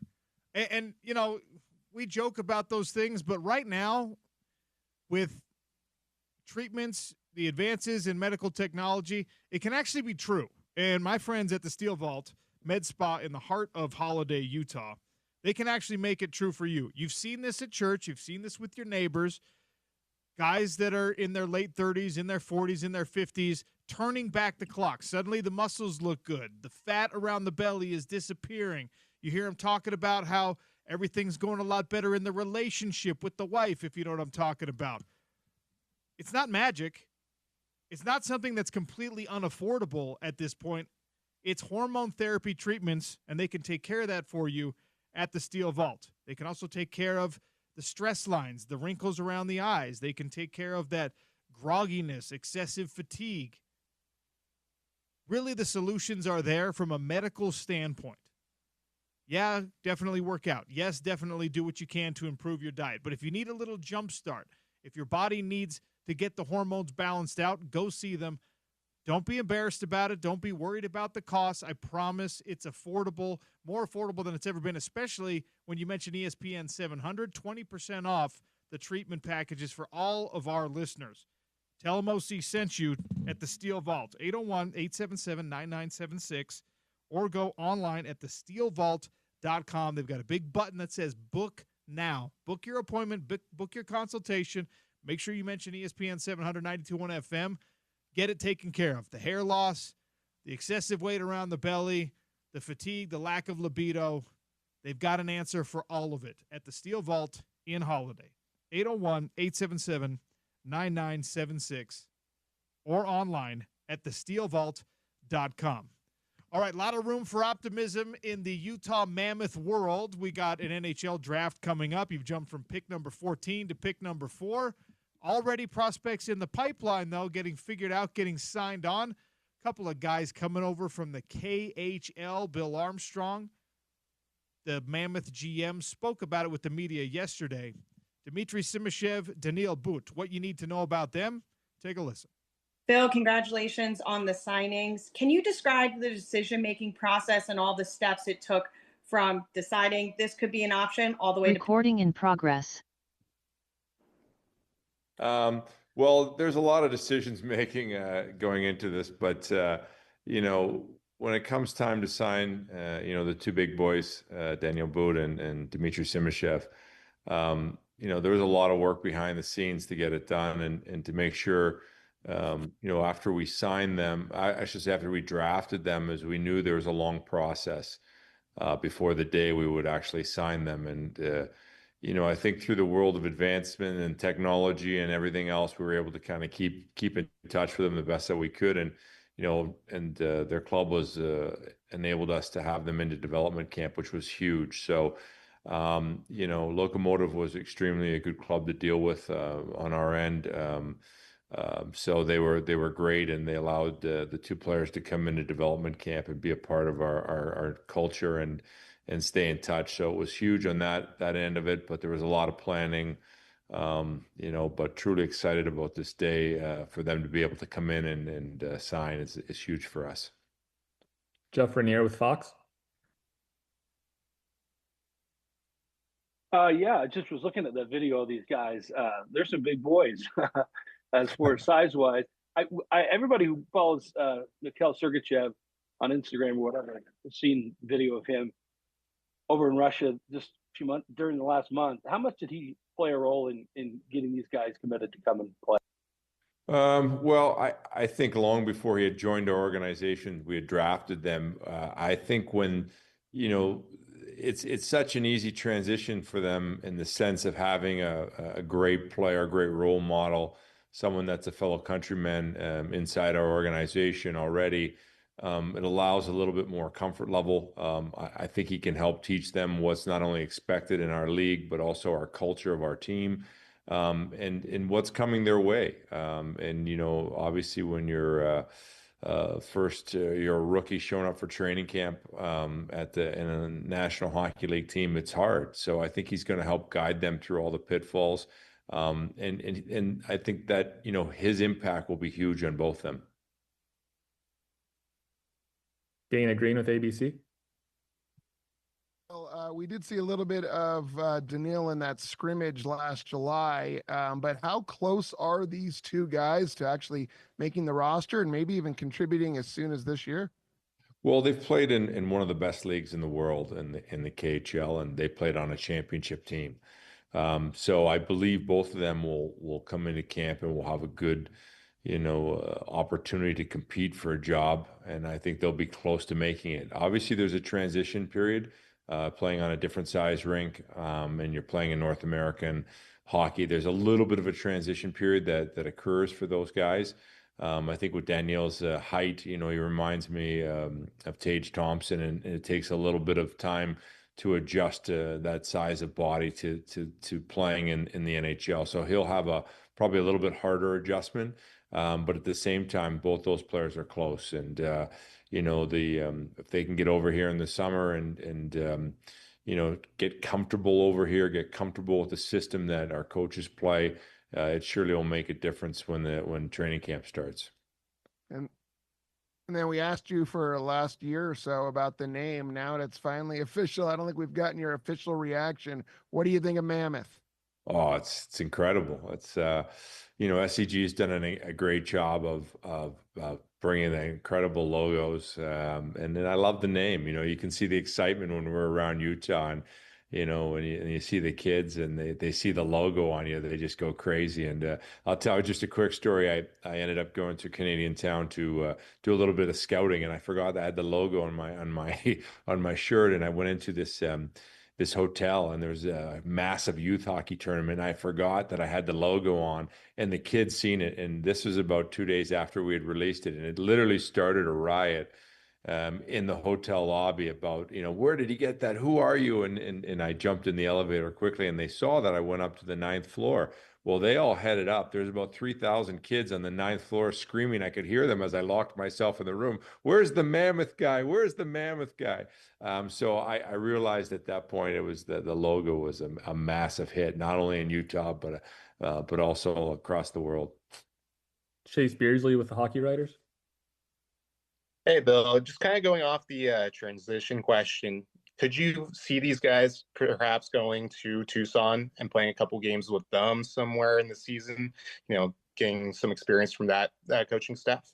Well, we always see the glass here half full, you know, not to say that, you know, elite prospects don't touch the American League, because the American League is a great teacher of the game, and a lot of times players need it. They need to get touches of the puck, and they need to get those touches in offensive situations. So you never want to rule that out, but these guys have played at an elite level over in Russia, and played for one of the top teams, and they experience a high pressure culture where they play. So there's a good opportunity that they might not ever touch the American League. And, you know, the harder they train in the summer, the more that they get accustomed to the systems that we play, the better off they have a chance. So there is a good chance that they could be in the NHL and never touch the American League. But if they do, that's not a bad thing either. Sometimes prospects such as Dylan Gunther, Josh Doan, you know, the Kesselrings of the world have all gone down and made huge strides out of the American League. And it's a great place to play. It's a great place to develop.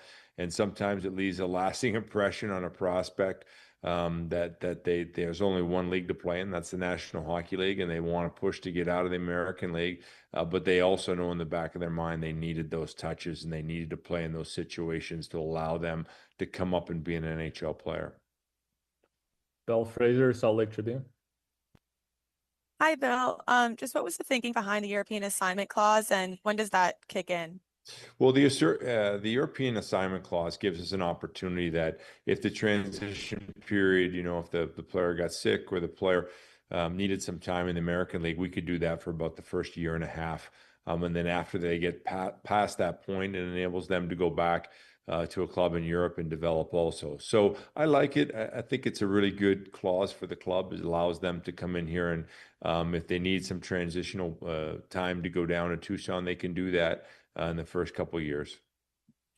Cole Bagley, KSL Sports. So congrats on the signing. Just excuse me, in terms of making strides, for both of these guys, where did they improve to the point that you decide, all right, it's time to bring them over? Well, we with the technology, you get to watch all the games, on video, and you get to have analytics too at the same point. So you get a really good understanding of their impact that they're having over there, not only in the points that they produce, but actually watching them. And with Dmitry Simashev, he's a big man. He might be the biggest D-man I've ever drafted with that type of mobility I've ever seen in my life. Like, he can cover ground. He's one of the best skaters. He works at his game. He's extremely good on the D side of the puck. And there's some room for him to grow offensively, obviously, too, and add to get into play with his skating. But the things that he's elite are skating and just closing and defending is truly impressive at his size. And he just kept getting better and better during the course of the year, and having more impact in the games. So that's Dimitri. I think Daniel, he's a big man that can score. He can make a play. He plays a really North American style, in the sense that you saw in one of the tying goals in double overtime, I think it was, in the playoffs, the way he took the puck to the net. And that's what he does. He plays a North American style game. He's extremely aggressive, cutting into the net and occupying the front of the net with elite stick skills. So he's really impressive. His game has come a long way.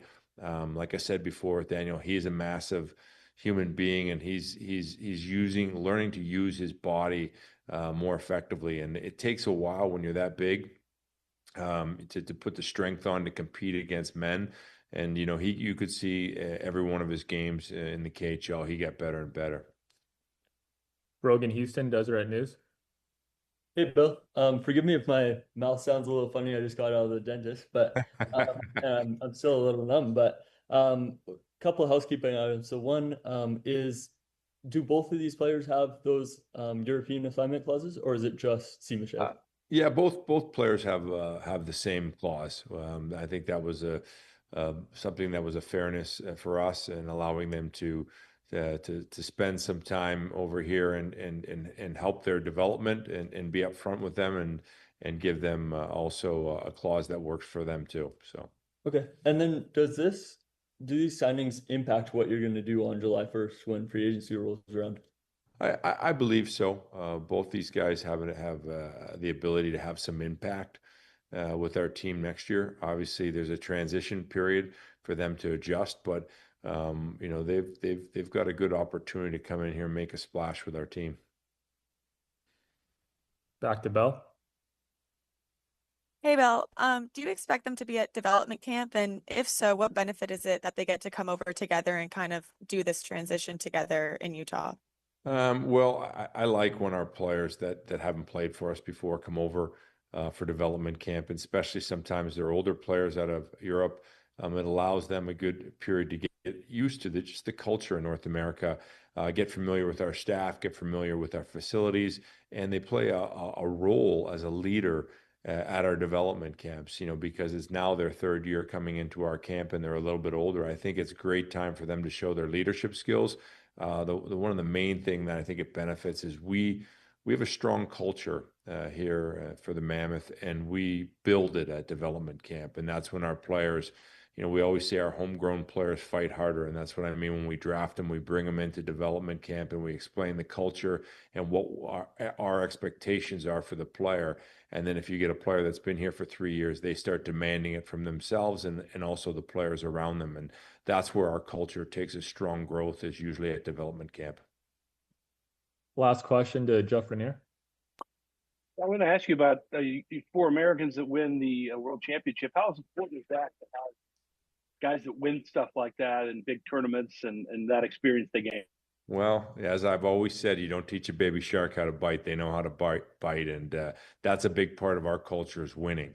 And we love the fact that our players, when they go over and they played for Team USA over in the World Championships, came home with a gold medal, because that says a lot about the talent level that they have and what they can do, not only with our club but overseas. And I love the fact that they had the ability to win in the big moments in overtime. And Cooley made that beautiful pass, set up the game winner. So they had huge impact over there as the first gold medal, I think, since, I don't know, it's been a long time since they won. I think it's 60 some odd years, and but it was a huge impact that you know that winning had on them. And also, you know, we also had Gabe Smith, you know, going into the Memorial Cup and helping win the Quebec League along with Vassinen, won the Western Hockey League, and you know, also with Dmitry Simashev and Daniel Boot winning the KHL championship.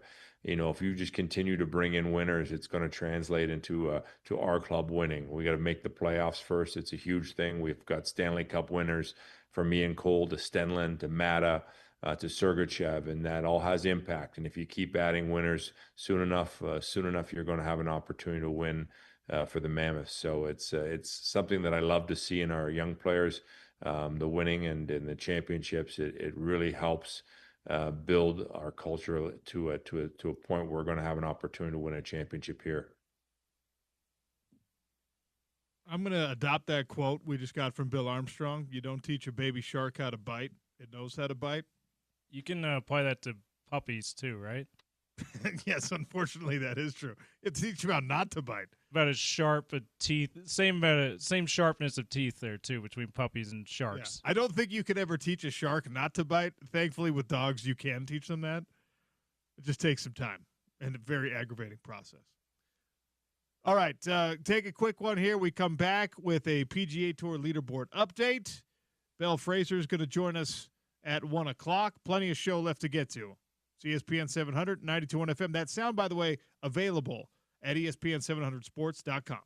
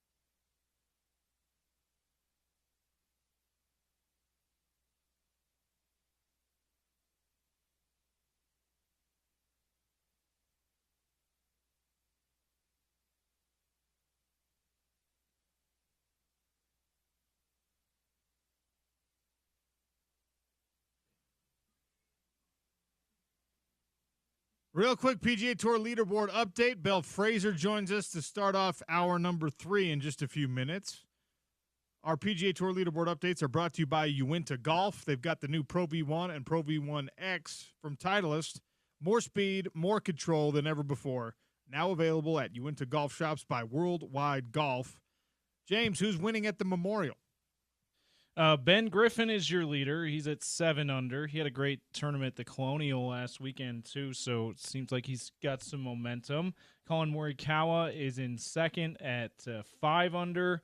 A couple shots back, tied for third, are guys like Shane Lowry, Max Homa, and Tommy Fleetwood. Some big names there. They're at 3 under. Tied for sixth, there's a handful of guys, including Victor Hovland and Harris English. Those guys are tied for 8 at 1 under. A couple of guys tied for sixth at 2 under, including Akshay Bhatia and Andrew Novak. There you go. And then Tony Finau, he's finished his opening round. He is even after 1 round of play, 7 shots off the lead. All right. That's your PGA Tour leaderboard update. Striking distance still for Finau. All right. Yeah. Again, check out Uinta Golf. Grab yourself some Pro V1s, Pro V1X. Father's Day is coming up for all of you who might be attached to someone who's into that golf world. Don't try to get me golf balls for Father's Day. Maybe some golf apparel, some slacks or polos and stuff, but yeah, not the golf balls for you or for me. Neither of those won't be Father's Day gifts for my little boy either. As he comes a month from now, OC. It's crazy. Yeah, that's. I'm getting scared, OC. No, don't get scared. It's the greatest thing. I'm still very excited, but I'm more than starting to feel the fear. You'll be all right. You don't need to be fearful. You really don't. It's going to be the most amazing thing that you ever experienced. And really, I always tell people when you got a kid coming, write down as much as you can say about yourself now and who you are and what you care about. Do it now, because whenever that little boy's born, it changes, and it changes instantly. Nothing else matters, James. You put a lot of time, effort, energy. You care about this show a lot. Yeah. I'm fully prepared for you to just be like, start mailing it in. You're just going to be like, because it's so hard. Like, it's so hard to learn. Well, why should I care about my job when all I care about is this little creature? And then you realize, oh, well, the little creature also depends on the job. So you still have to care about the job. But yeah, I'm very excited for you, James, and for your wife, for your whole family, etc. But that's not what we're talking about today on the show. We're going to take a quick one here. We're going to talk some hockey with Belle Fraser. Quick reminder, though, that we've got the 2025 Granary Live Concert Series coming up, powered by Nightingale College and Murdoch Hyundai. That's Utah's #1 Hyundai dealer. Outdoor concerts in the heart of downtown Salt Lake City's Granary District. That place is blowing up over there. Find details now at ESPN700sports.com. All right, 2 new Mammoth. Dmitry Simashev, Daniil Boot. What does a Team USA IIHF World Championship gold medal mean for the 4 Mammoth players that were instrumental in earning it? We'll talk about all that with Belle Fraser next on the Sean O'Connell Show, ESPN 700, 92.1 FM.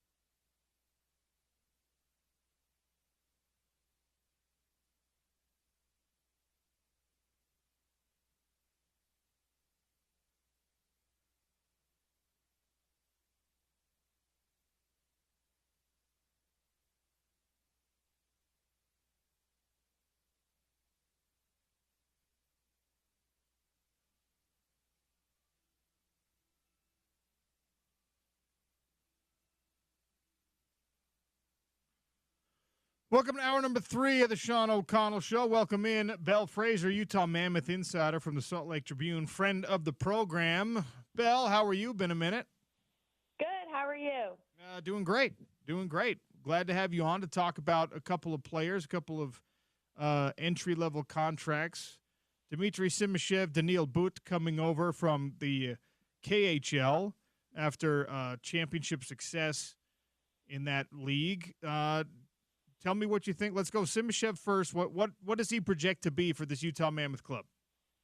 Well, both of these guys are very highly anticipated prospects. They were both drafted in the first round of the 2023 NHL draft. Simashev was number 6 overall and Boot was number 12 overall. And some people were surprised that the Utah Mammoth at that time were the Arizona Coyotes. So that's the team they technically got drafted by, but that the Coyotes at that time and Bill Armstrong went that route because it's sometimes hard to get guys who are playing in Russia and the KHL over. Contract negotiations can be longer and maybe they want to stay in the KHL for a bit longer, but Bill Armstrong and his staff and the scouts spent a lot of time over there. Obviously video helps and they felt really confident about those picks. So ever since then, like you said, they've been playing in the KHL, and that's a good sign for Utah Mammoth fans who are wondering how these guys are going to adjust because it's widely considered the second best hockey league in the world after the NHL, and they just won the championship, like you said. And funny enough, Mikhail Sergachev, who's also Russian and spending the summer in Russia, was in the building when they won it. He said he'll be skating with them this summer. So they have that winning pedigree that Bill Armstrong looks for, and specifically with Simashev, like you're asking, he brings size. Both of them bring size, but Simashev is 6'4", around 200 pounds. He's strong, and what sticks out most about him is his skating ability, even though he is such a big body. Bill Armstrong said he's the biggest D-man he's ever drafted with that type of mobility. He can cover ground, and he's going to work on his offensive game. I think that's where they see room to grow for him. And then if you want to go into Boot, kind of the same type of size, but he's a forward. He's 6'5", 203 pounds, and that's a good sign for the Mammoth because that top 6 they have right now, there's no one above 6'1", I believe. And going into free agency and trade season, that's something that everyone thought the Mammoth were going to look for is size, a scoring touch, a little bit of grit. And now that they have signed Boot, that kind of fills part of that need. So Bill got some business done before July 1st day even came around, and I think it's going to help them narrow into what they really need to add from the open market because they're able to bring in these 2 top-tier prospects.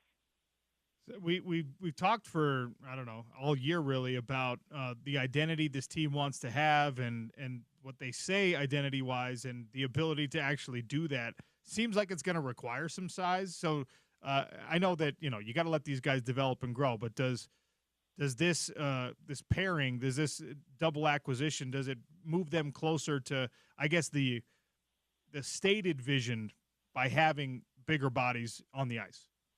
It definitely does, and we've talked about this a lot, but it makes it so exciting that this is the time during the organization's rebuild that they got relocated to Utah because you're finally seeing the draft picks that Bill Armstrong came in and made starting in 2020 come to fruition.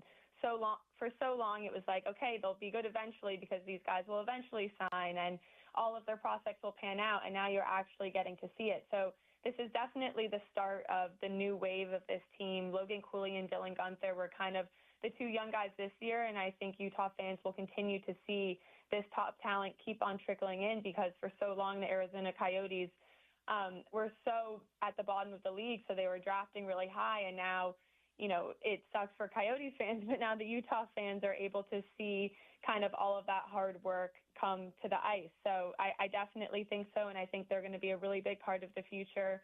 It sounds like Bill Armstrong is expecting them to make the roster. Obviously, training camp is going to be really hard. There's a lot of internal competition, and there's always a chance they spend some time in the AHL with the Tucson Roadrunners, but we talked to Bill yesterday, and he said he wouldn't be surprised if those guys don't touch the AHL just because of the level they've been playing at the KHL. So I think Mammoth fans can definitely expect them to be in the lineup at some point next season. If it's not for the full 82 games, definitely a chunk of it.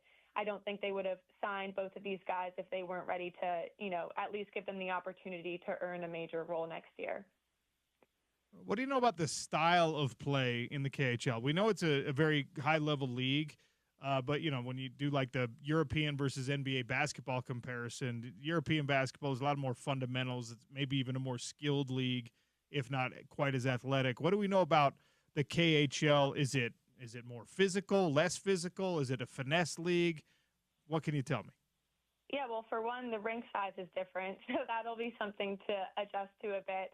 You said finesse. I would definitely say that for sure, but something that they really liked about Daniel Boot and specifically was that he plays more of a North American style game, even though he's been in the KHL. And the great thing about video is that all of Utah scouts can watch these guys and they hop on Zoom calls with them throughout the season. So even though they're playing a more finesse, maybe less physical game, kind of more simple game, they're able to learn Utah's structure and their systems over the year. And Lee Stepniak, who's head of player development for Utah, can tell them, focus on this next practice, try to do this in your game. So, there's always a constant communication. It's not like they're playing completely opposite of what Utah wants them to be, and they're going to come in and have to learn a brand new style of hockey. I wouldn't say that at all. But, yeah, I think it helps that they've been kind of guiding them in the right direction for the North American style game. And Bill was saying that he likes the way that Boot is aggressive, cuts to the net. He occupies the front of the net, and that's how Utah scored a lot of their goals last year, with tip-ins in front and kind of getting those gritty, grinding goals instead of just a snapshot from the perimeter, which is maybe what you would expect from him coming over. So I think that's something they've kind of gotten ahead of, and there's always going to be a transition period, but I think they're prepared to do that. And like I mentioned, Sergachev is kind of, I think when they're skating and practicing together, will explain what will be expected of them on day one of training camp. Bill Frazier is our guest here, talking a little Utah Mammoth with the news that they brought over Dmitry Simashev and Daniel Boot from the KHL. Entry-level contracts, guys expected to be part of the Mammoth future. And in the media availability, Armstrong was asked, does this affect what you guys probably will do, what the Mammoth will do in free agency? And he said, yeah, probably. How do you think it changes their free agency plans? I think, like we just talked about, size.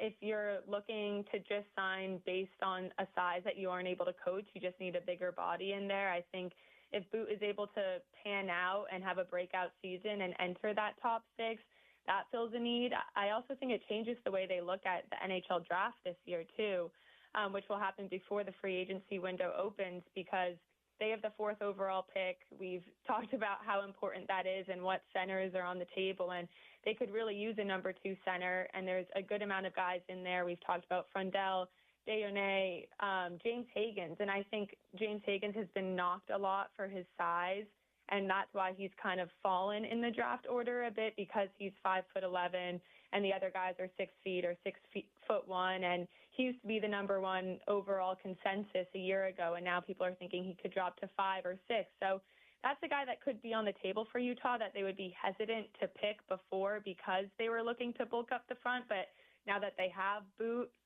in that forward group, they might feel more comfortable going with someone like Higgins. And my personal opinion, I think a Cooley-Higgins 1-2 center punch is probably good for a winning team if you're bigger on the wings. So I think it's just more options for them, and they'll be able to feel more comfortable going for different types of players because they have kind of filled that need. And then defensively, I think Simashev is just a big add. I didn't personally think that in free agency or through trades they were going to look for many defensemen, because they're pretty deep there. They made a lot of extensions this season. And then today, a couple hours ago, they just signed Nick DeSimone to a 1-year contract as well. They picked him up off of waivers in January from the New Jersey Devils, and he earned a depth role, and he'll be there next season. So I would look for Utah to go more for a top 6 forward. But, yeah, I definitely think there's not such urgency and a specific player they need now. They can maybe do it more on what they actually want to fit in the lineup instead of just the best player available. All right, let's talk about the upcoming draft, and let's talk about this foursome of Utah Mammoth that now have gold medals from the World Championship. We'll actually start there. Clayton Keller was the captain. Cooley assisted what ended up being the gold medal winning goal, and these guys all got, at various levels, some really important minutes in international hockey. I know that everyone's focused right now on the Stanley Cup playoffs, and rightfully so, But Team USA, with their first medal since 1933, first gold medal since 1933, how big a deal is it, especially for the four mammoth? It's huge. I think anytime you can have your players get winning experience on any level, it does a lot for the team. And Clayton Keller being captain of Team USA, I think that meant a lot to him. We've talked about how he was snubbed from the Four Nations Team USA roster in February, and he took that personally. He went off and had his first 90-point season of his career, and he's looking to make that Team USA Olympic team for the 2026 Olympics in Milan coming up. So I think for them, they're obviously playing for their country, and there's a pride with that no matter what. But for everyone on that roster, it felt like a preliminary tryout for the Olympics. So I think there definitely was a bit more of a drive to win and bring that gold back. But what's unique about the World Championship is the NHL players who are in it aren't in the playoffs. And so these are all professional athletes. They're all competitive. And I think they need somewhere to channel that during the summer and to get good conditioning on the side. So yeah, it's great. And Logan Cooley had the game-winning goal assist, like you said, and he actually was tied for the most points on that team at 21 years old. So he's making a sneaky campaign to maybe be on the Olympic team as well. But Bill Armstrong always says this. He always likes bringing winners in. You have four guys who know how to win and probably don't want to lose that feeling. So I'm sure it fuels them a little bit more for next year. And it was just great to see. You know, I think you watch these guys and all the fans really wanted them to make the playoffs and have that success. And even though this isn't the NHL stage, it still means a lot to them. So I'm sure it'll, you know, add a little bit of motivation for them coming into Salt Lake next season. No way Keller gets snubbed for future Team USA assignments after playing so well and wearing the C for this one, right? Right? I would be shocked, but, you know, you never know. But I think this did a lot to push him into that lineup. All right, now let's talk about something that you referenced, the upcoming NHL draft. Obviously, Mammoth leaped up a lot higher than we thought they would be. You just mentioned Hagens, and I was reading one of the recent articles about how he has dropped from being kind of the number one prospect to a guy that now everyone questions, is he big enough to be the number one prospect in this class? And I know that you're paying more attention to it now that the Mammoth are not in the playoffs, but any further insight or even just, you know, a wish list for you on where they go with this pick? Yeah, I mean, they can't really go wrong is the thing. If you're picking in the top five, you're going to get a great franchise player either way. I think Matthew Schaefer is one guy who will probably definitely be off the board by the time Utah picks. He's kind of coming to the front as the number one overall consensus player. And then Michael Misa as well.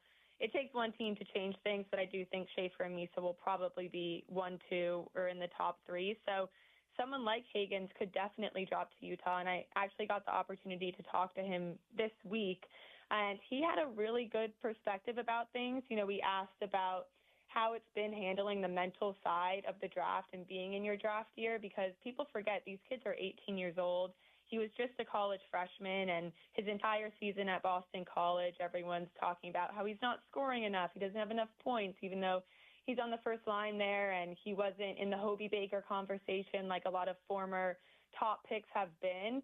And then, of course, in every headline right now, they're like, oh, Hagens could drop to 8 or he could drop to 7 to the Boston Bruins and everything of that nature. And he said, I'm just really grateful to even be in those conversations. I'm trying to take it every day and take in the moments because this is a really big part of my career. And he didn't seem down about his ranking. He said, I'm just excited to get drafted to any team, really. And he actually said he's been watching a lot of Utah Mammoth games last season. Logan Cooley is a guy that he models his game after, and those two took very similar routes. They went to the United States National Team Development Program, and they both played NCAA hockey. They both went into the draft as undersized but highly touted centers. So, you know, that's someone he's been looking at. He's been looking at the team, and he said he was a big fan of the new Mammoth logo, which was kind of funny.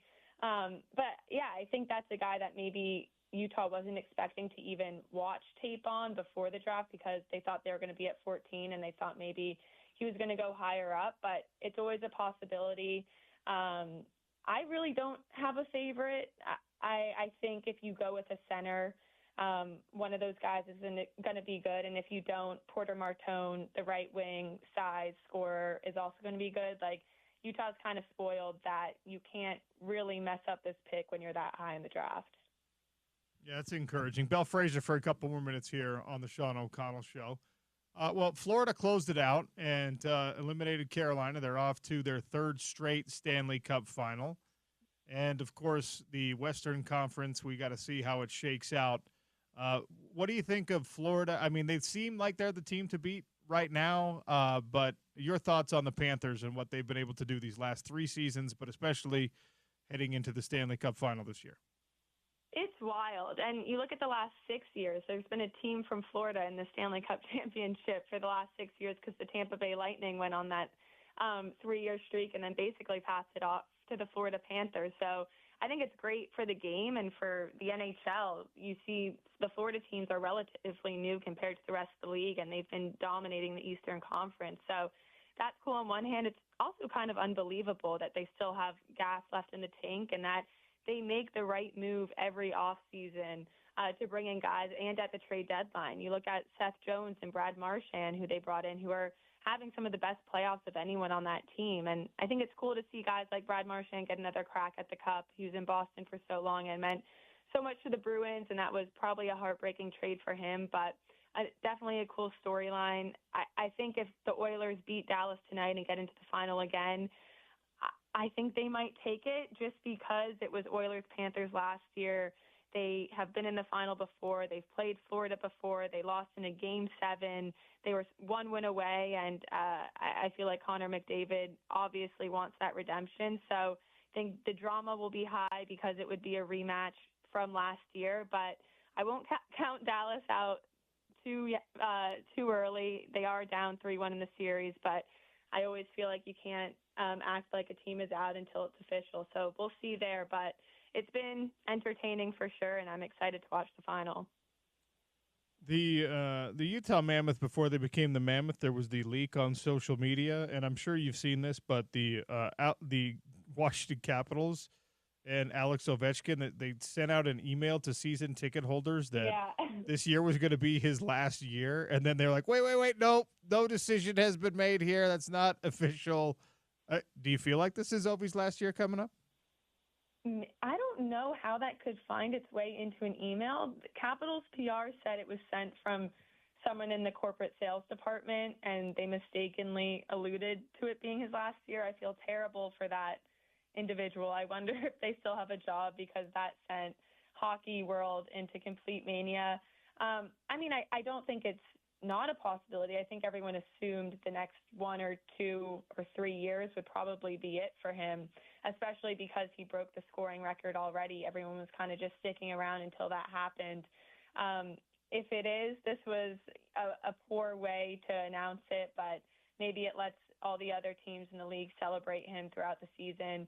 They said it's not true, but, I wouldn't be surprised within the next 1 to 2 years. But what a strange way to kind of hear that news. We've seen this happen in other sports where a player announces that they're going to retire, like a great player announces they're going to retire. And then there's this farewell tour every time they're playing their last game at an away park. Like the franchise will bring out a gift and be like, hey, here's our moment honoring Derek Jeter, who's kicked our butts for the last 20 years or whatever. That's been, we've seen it in baseball. We've seen it in basketball. I haven't seen it in hockey. It seems like not very hockey thing to do, but if indeed he does say, all right, yeah, this is going to be it. How will the NHL handle that when he makes his last trip to whatever arena? I think there'll definitely be something on the Jumbotron, and teammates will come out and opponents will come out and shake his hand after. Like, everyone saw how Marc-Andre Fleury did his last year as goaltender for the Minnesota Wild, but has been all over the league. And for his last games everywhere, it seemed like guys stayed on the ice after the game, and the away fans would give a round of applause and stuff like that. I think hockey players are pretty classy when it comes to that. Utah will definitely have to do something because last time Ovechkin was there, he broke his leg. So they'll have to make Delta Center a pleasant experience for him this time around if it's his last time. But, yeah, I'm sure they'll do something for him at each stop. But sounds like he's not making the claim, so maybe we don't see that. But who knows? I won't believe it until we get it coming from Ovechkin himself. Be careful who you put on the email list, ladies and gentlemen. Be careful what information you put in the emails from your corporate account, because it could get wild. And yeah, I echo your sentiment. I hope nobody lost their job over that, because that is a bad day. Belle, always appreciate your time. Thanks for joining us today. Yep, thanks for having me. That's Belle Fraser, Utah Mammoth insider over at the Salt Lake Tribune. Yeah, James put that in the notes. I saw it also when I saw the announcement initially, like, hey, this is it.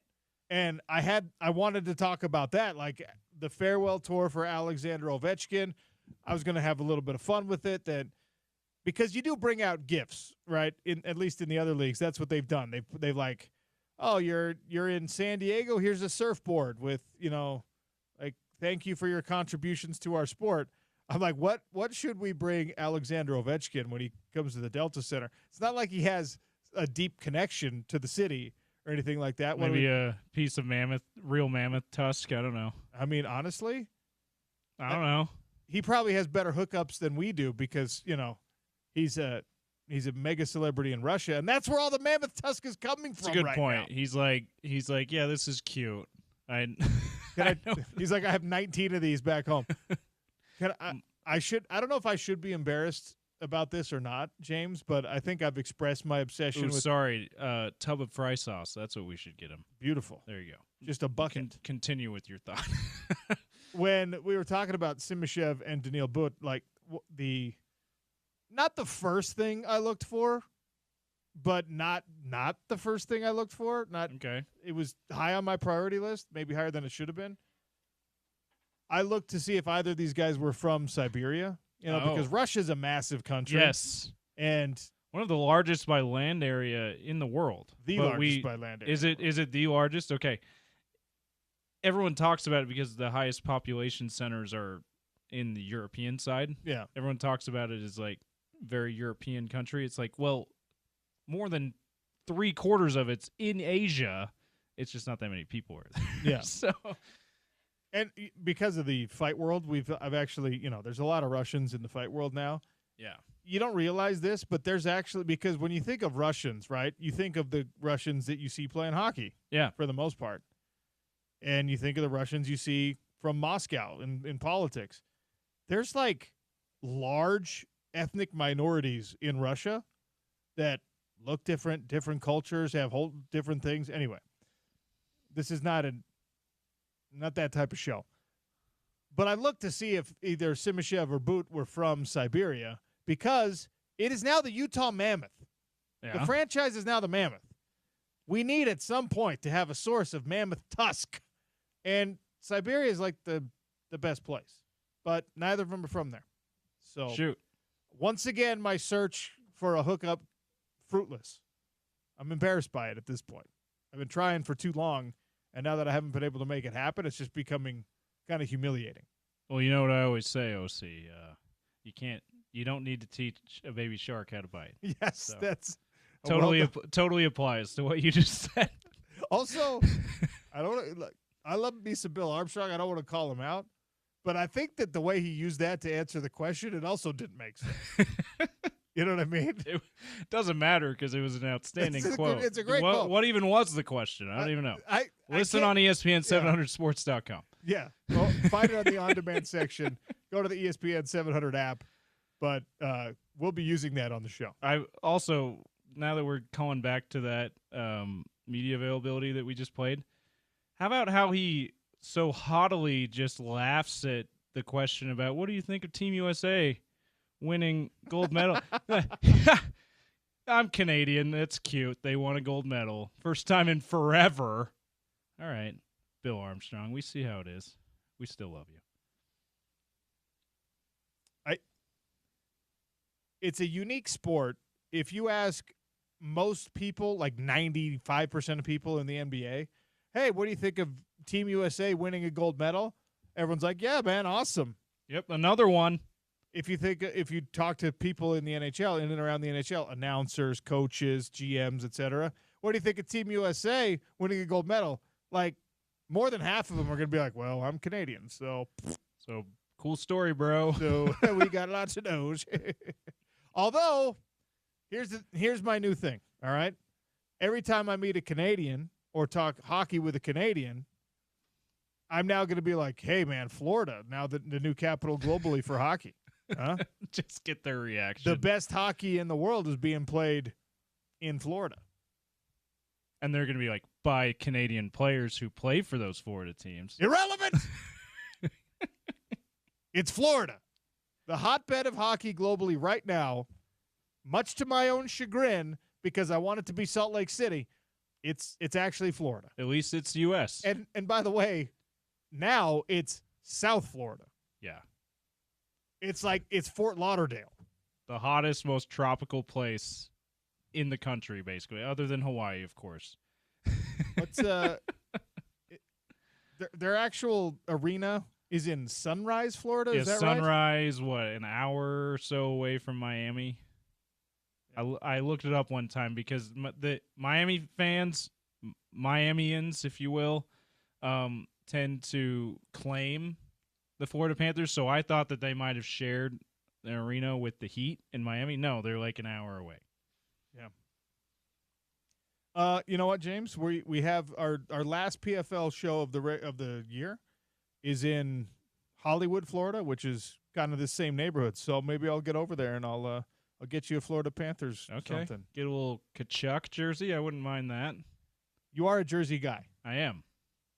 Do you have hockey sweaters yet? I don't have a single hockey sweater. Oh, come on, James. I know. Come on.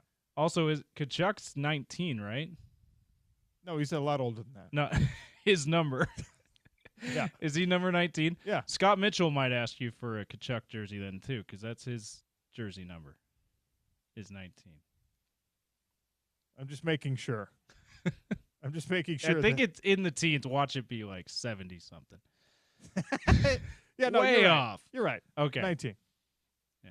19. Plus, he's a Team USA star himself, so that's another reason to want a Kachuk jersey. I just like the way he plays, too. Just physical and, fun to watch. You know what's great about when you watch one of the Kachuk brothers do an interview post-game?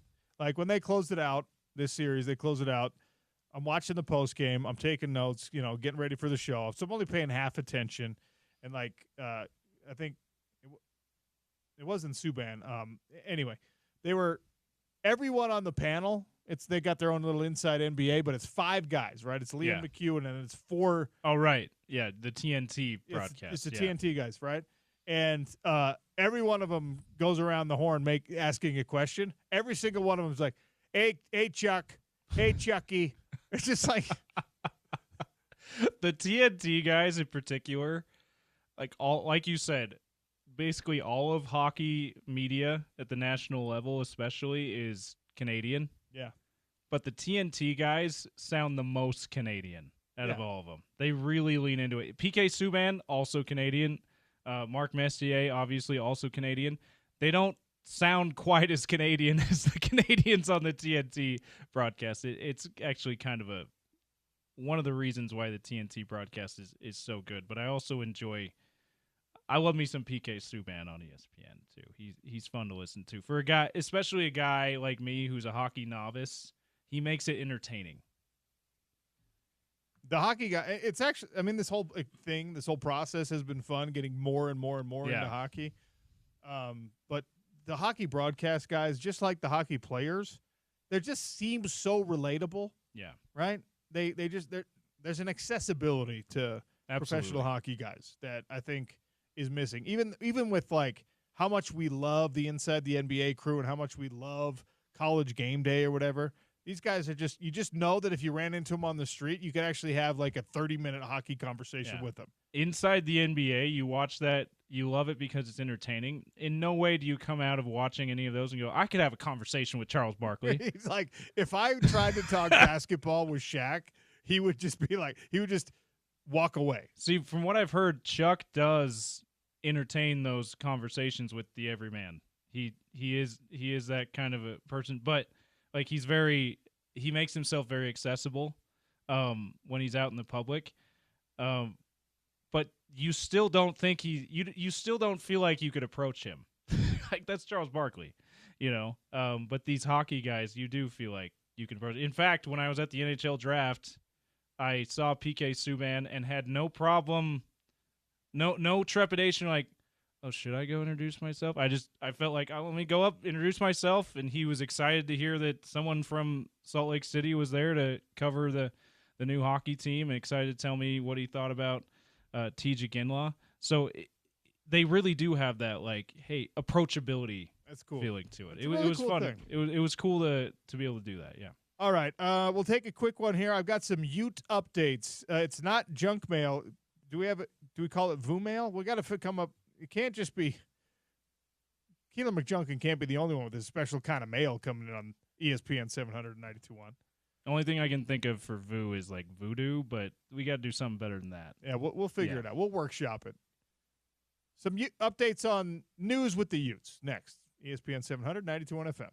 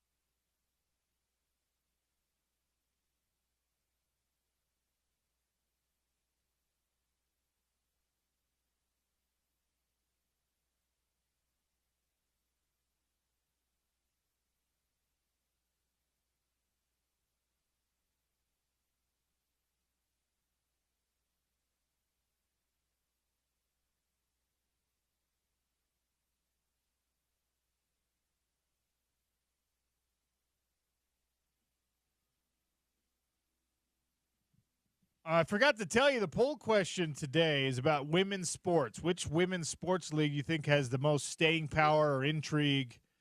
Because very recently, women's professional sports eclipsed the $1 billion revenue mark. Obviously, the WNBA has been around the longest, but professional women's hockey is becoming a thing. Obviously, we have a franchise for the NWSL here, the Utah Royals. I'm watching College World Series, Women's College World Series softball right now. You saw the MLB news related to that too, right, OC? That's right. There's a Athletes Unlimited softball league that is going to have its inaugural season. It's very fledgling. It's going to be 4 teams, 24 games, but Major League Baseball is investing.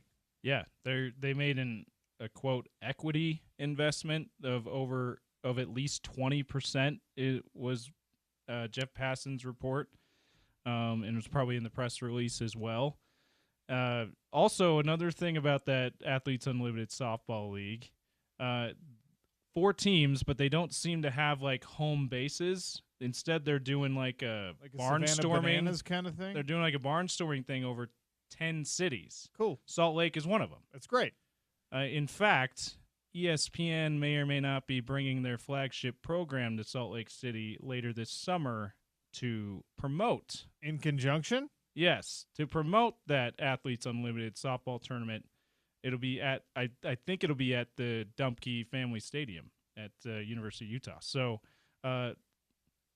pretty cool. Pretty cool news. The MLB is doing that, and that women's sports they really are thriving right now, OC, and it's awesome to see. Right now, leading the poll is soccer, NWSL with 37%, and WNBA right behind.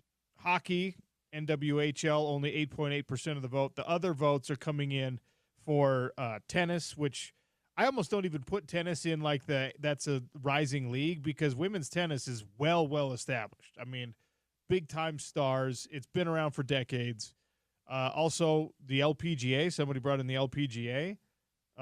Women's mixed martial arts. I'm actually pretty proud of the fact that it's like MMA or tennis that has allowed women's athletics, female athletes, to excel and to shine the most.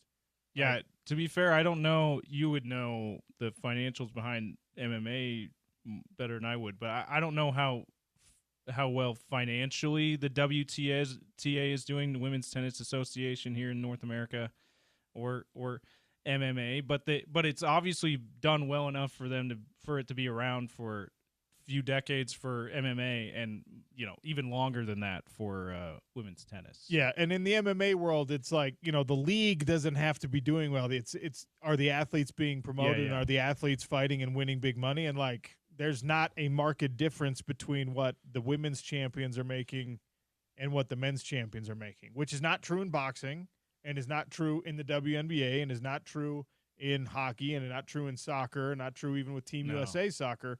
So it's actually, I mean, who knew that a bunch of knuckle dragging knuckleheads would be the ones that propelled women's sports, at least from an earning standpoint, to the forefront. And MMA is the place where, Ronda Rousey's a multi-millionaire for her role in MMA.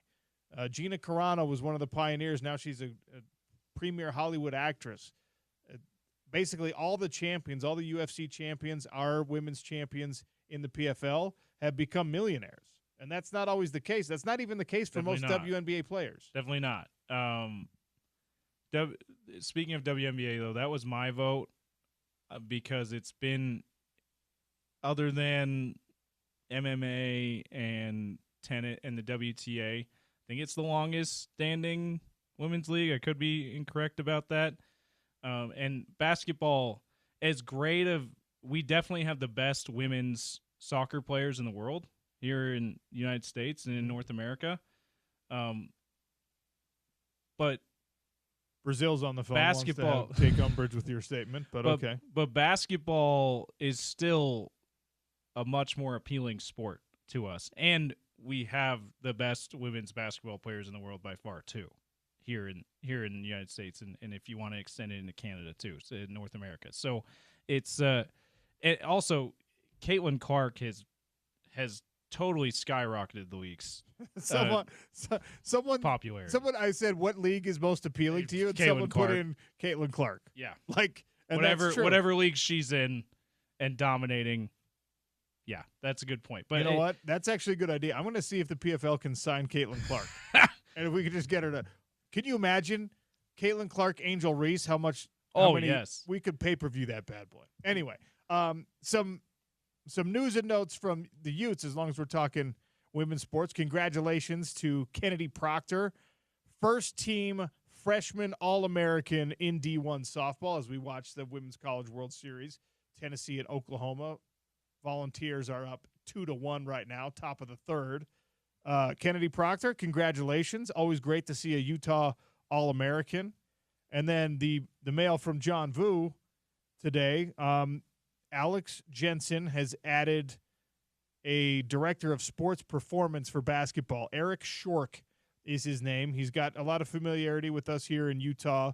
He spent some time down at Snow College, where he had to work with 8 different teams for athletic performance, and now he's going to come up and be a specialist for basketball with Shork. He was part of the Majerus tree, so to speak. He was at St. Louis with Rick Majerus. That's where he and Alex Jensen got to know each other. So Alex Jensen filling out his staff a little bit more with Eric Shork, sports performance director for basketball. Yeah, we talk about strength coaches, and that's going to be what he's going to the area that he's going to oversee, from what I understand, and he's got a lot of experiences in that area of things. We talk about its importance in football, and it seems pretty obvious how important building up strength is it for a collision sport like football. It's a little more understated, its importance in basketball, but like having enough strength to handle the physicality of high-level Division I NCAA basketball. Big 12. It's tougher in the Big 12. Big 12 basketball is so important. And you don't know it unless you see a team struggle with it and you go, oh, they need to get stronger. And you talk about one of the ways, and there's a lot of ways that Utah's going to have to try to piece this thing together as the program develops.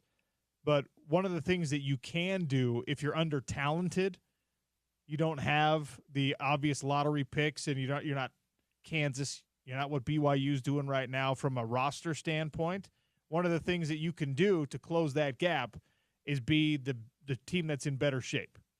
So that, I mean, it feels like an obvious solution. It's not always enough, but what can you do with the team that's more talented than you? Well, you can run them down, and you can make them fatigued because – you can be more physical than they are. Because when you're talking about a great I'm talking about the best players in the world.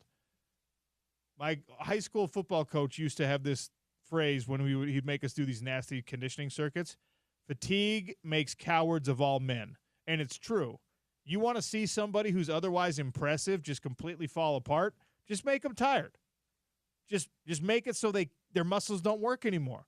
They can't meet their body's oxygen needs. Do that, and it doesn't matter how good you are. You can't shoot that three-pointer anymore. You can't penetrate the lane and dunk. You just can't if you're too fatigued. So hopefully this Utah team will be able to rely on Eric Shork and find ways to close that gap, because the talent standpoint, it's going to take a couple years of good recruiting and development in order for you to be on a level playing field with the rest of the Big 12 basketball powers.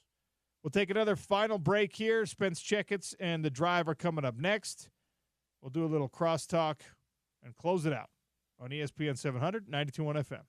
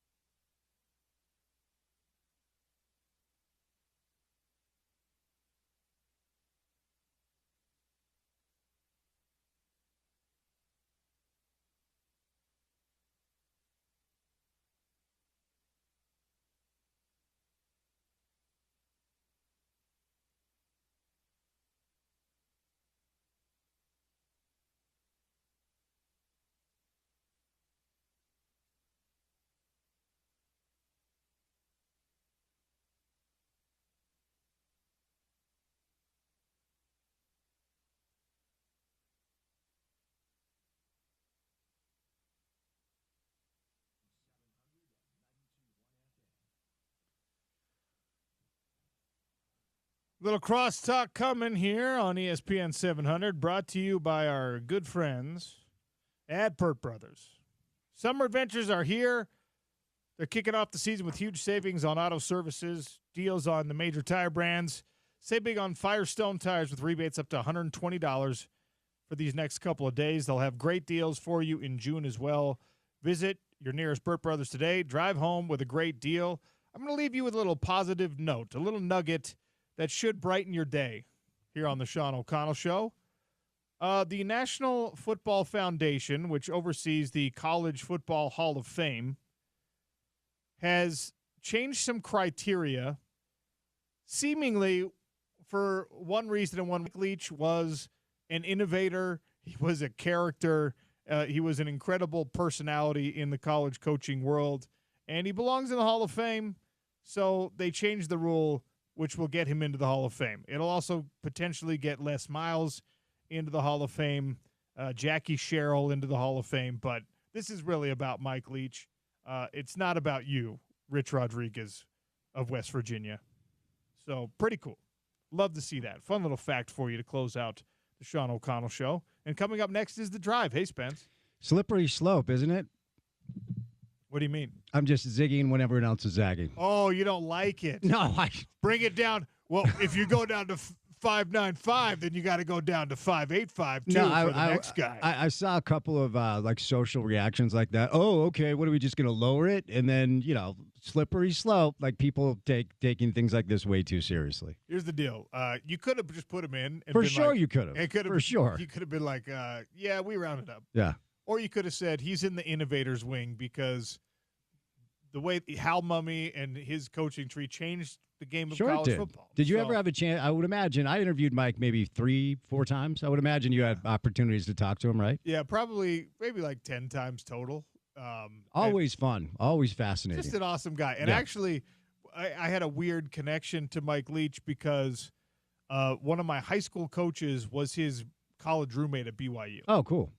And so I would just bring that up. And, Mike is just one of those guys who's like, oh, we have a weird connection to something? Mm. All right. So, yeah. The right thing to do. Definitely. And to your point, they could have just put him in. But, okay, here we are. Yeah. But I just saw some of that, like, oh, okay, you're just going to change the rules. Like, shut up, dude. Come on. Like who is in the Hall of Fame or not actually affects your daily life. Yeah, get outside. Put your phone down. Get outside. How's the show today? Everything good? Yeah, radio bronze as usual. Bronze? Yeah. Come on, man. I'll bump you up to a silver at least. All right. Oh, yeah, now you're just giving everyone a silver? Okay, I guess everyone gets a medal now. Everyone gets a medal now. Participation trophies? People just live to be angry these days. They just live to find something to bitch and moan about. They just do. There are people who relish in being outraged, certainly. Outrage is in vogue, has been for a while now. Yeah, it's a thing, and it drives ratings. I should do a better job of trying to outrage people because that's Stephen A. Smith is making $20 million a year based on that alone. I can't do it. I can't do the job that way. Nor can I. And maybe I should. To your point, plus I'm already making $20 million a year from Broadway. Well, yeah, we all know the budget around here, Sean. No, I mean, I don't know that I've ever tried to do it.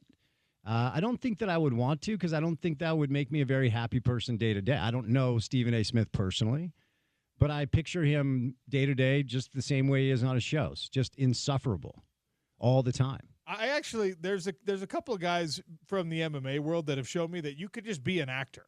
Yeah. Right? Mm-hmm. And like Chael Sonnen, who anyone is aware of, Chael is like this outrageous personality on television. Mm-hmm. And he just pulls what out of his where sure. all the time. Just says stuff that comes from nowhere. Mm-hmm. No basis in fact. Yeah. It's a very Stephen A. Smith or Skip Bayless approach. And he's a super friendly guy to speak with in person. He's very, very approachable on that front. I think it takes a very unique personality to compartmentalize like that. To be able to act for 4 hours a day behind a microphone and then just turn it off and be a different person when you're not in front of the camera or in front of the mic. I don't know, but there's Hollywood actors that's their whole thing. You just act like you're something else. Yeah. So I don't know. It's probably just that. Let's try it. Should we try it? From here on out, we are doing Outrage Media at Broadway Media on ESPN 700. All right. I'm trying Does Kyle Whittingham deserve to keep his job after last year? People are asking. Should Coach Witt be fired today? Text in. See, I mean, I already feel weird. That's not. That wouldn't be my first hot take on the home of the Utes. I can't but do I it. applaud you. I can't do it. Did Larry Kraskowiak get did he get a raw deal? Should he be rehired? Should he have another chance to coach Utah basketball? Alex Jensen has to put him on staff. Was Cam Rising really hurt? Okay. No one said it out loud. All right, don't do this. See, I can't do What it. have we done? I can't do it. This was a mistake. But this is how people do the job now. Yeah. Okay. Yeah. So I don't know. We tried for like 30 seconds. We failed. That 3 minutes was the highest ratings that the Sean O'Connell show ever got. Oh, but dang it now belongs to the drive because we're learned. over time. Lesson learned. Stay tuned for the drive. More of this. More hot takes from Spence. Thanks for listening to the Sean O'Connell Show. Thanks to everyone who joined us on the show today, especially Gordy Chiesa here in studio. Let's do it again tomorrow. ESPN 700, 92.1 FM. Proud part of Utah's ESPN radio network.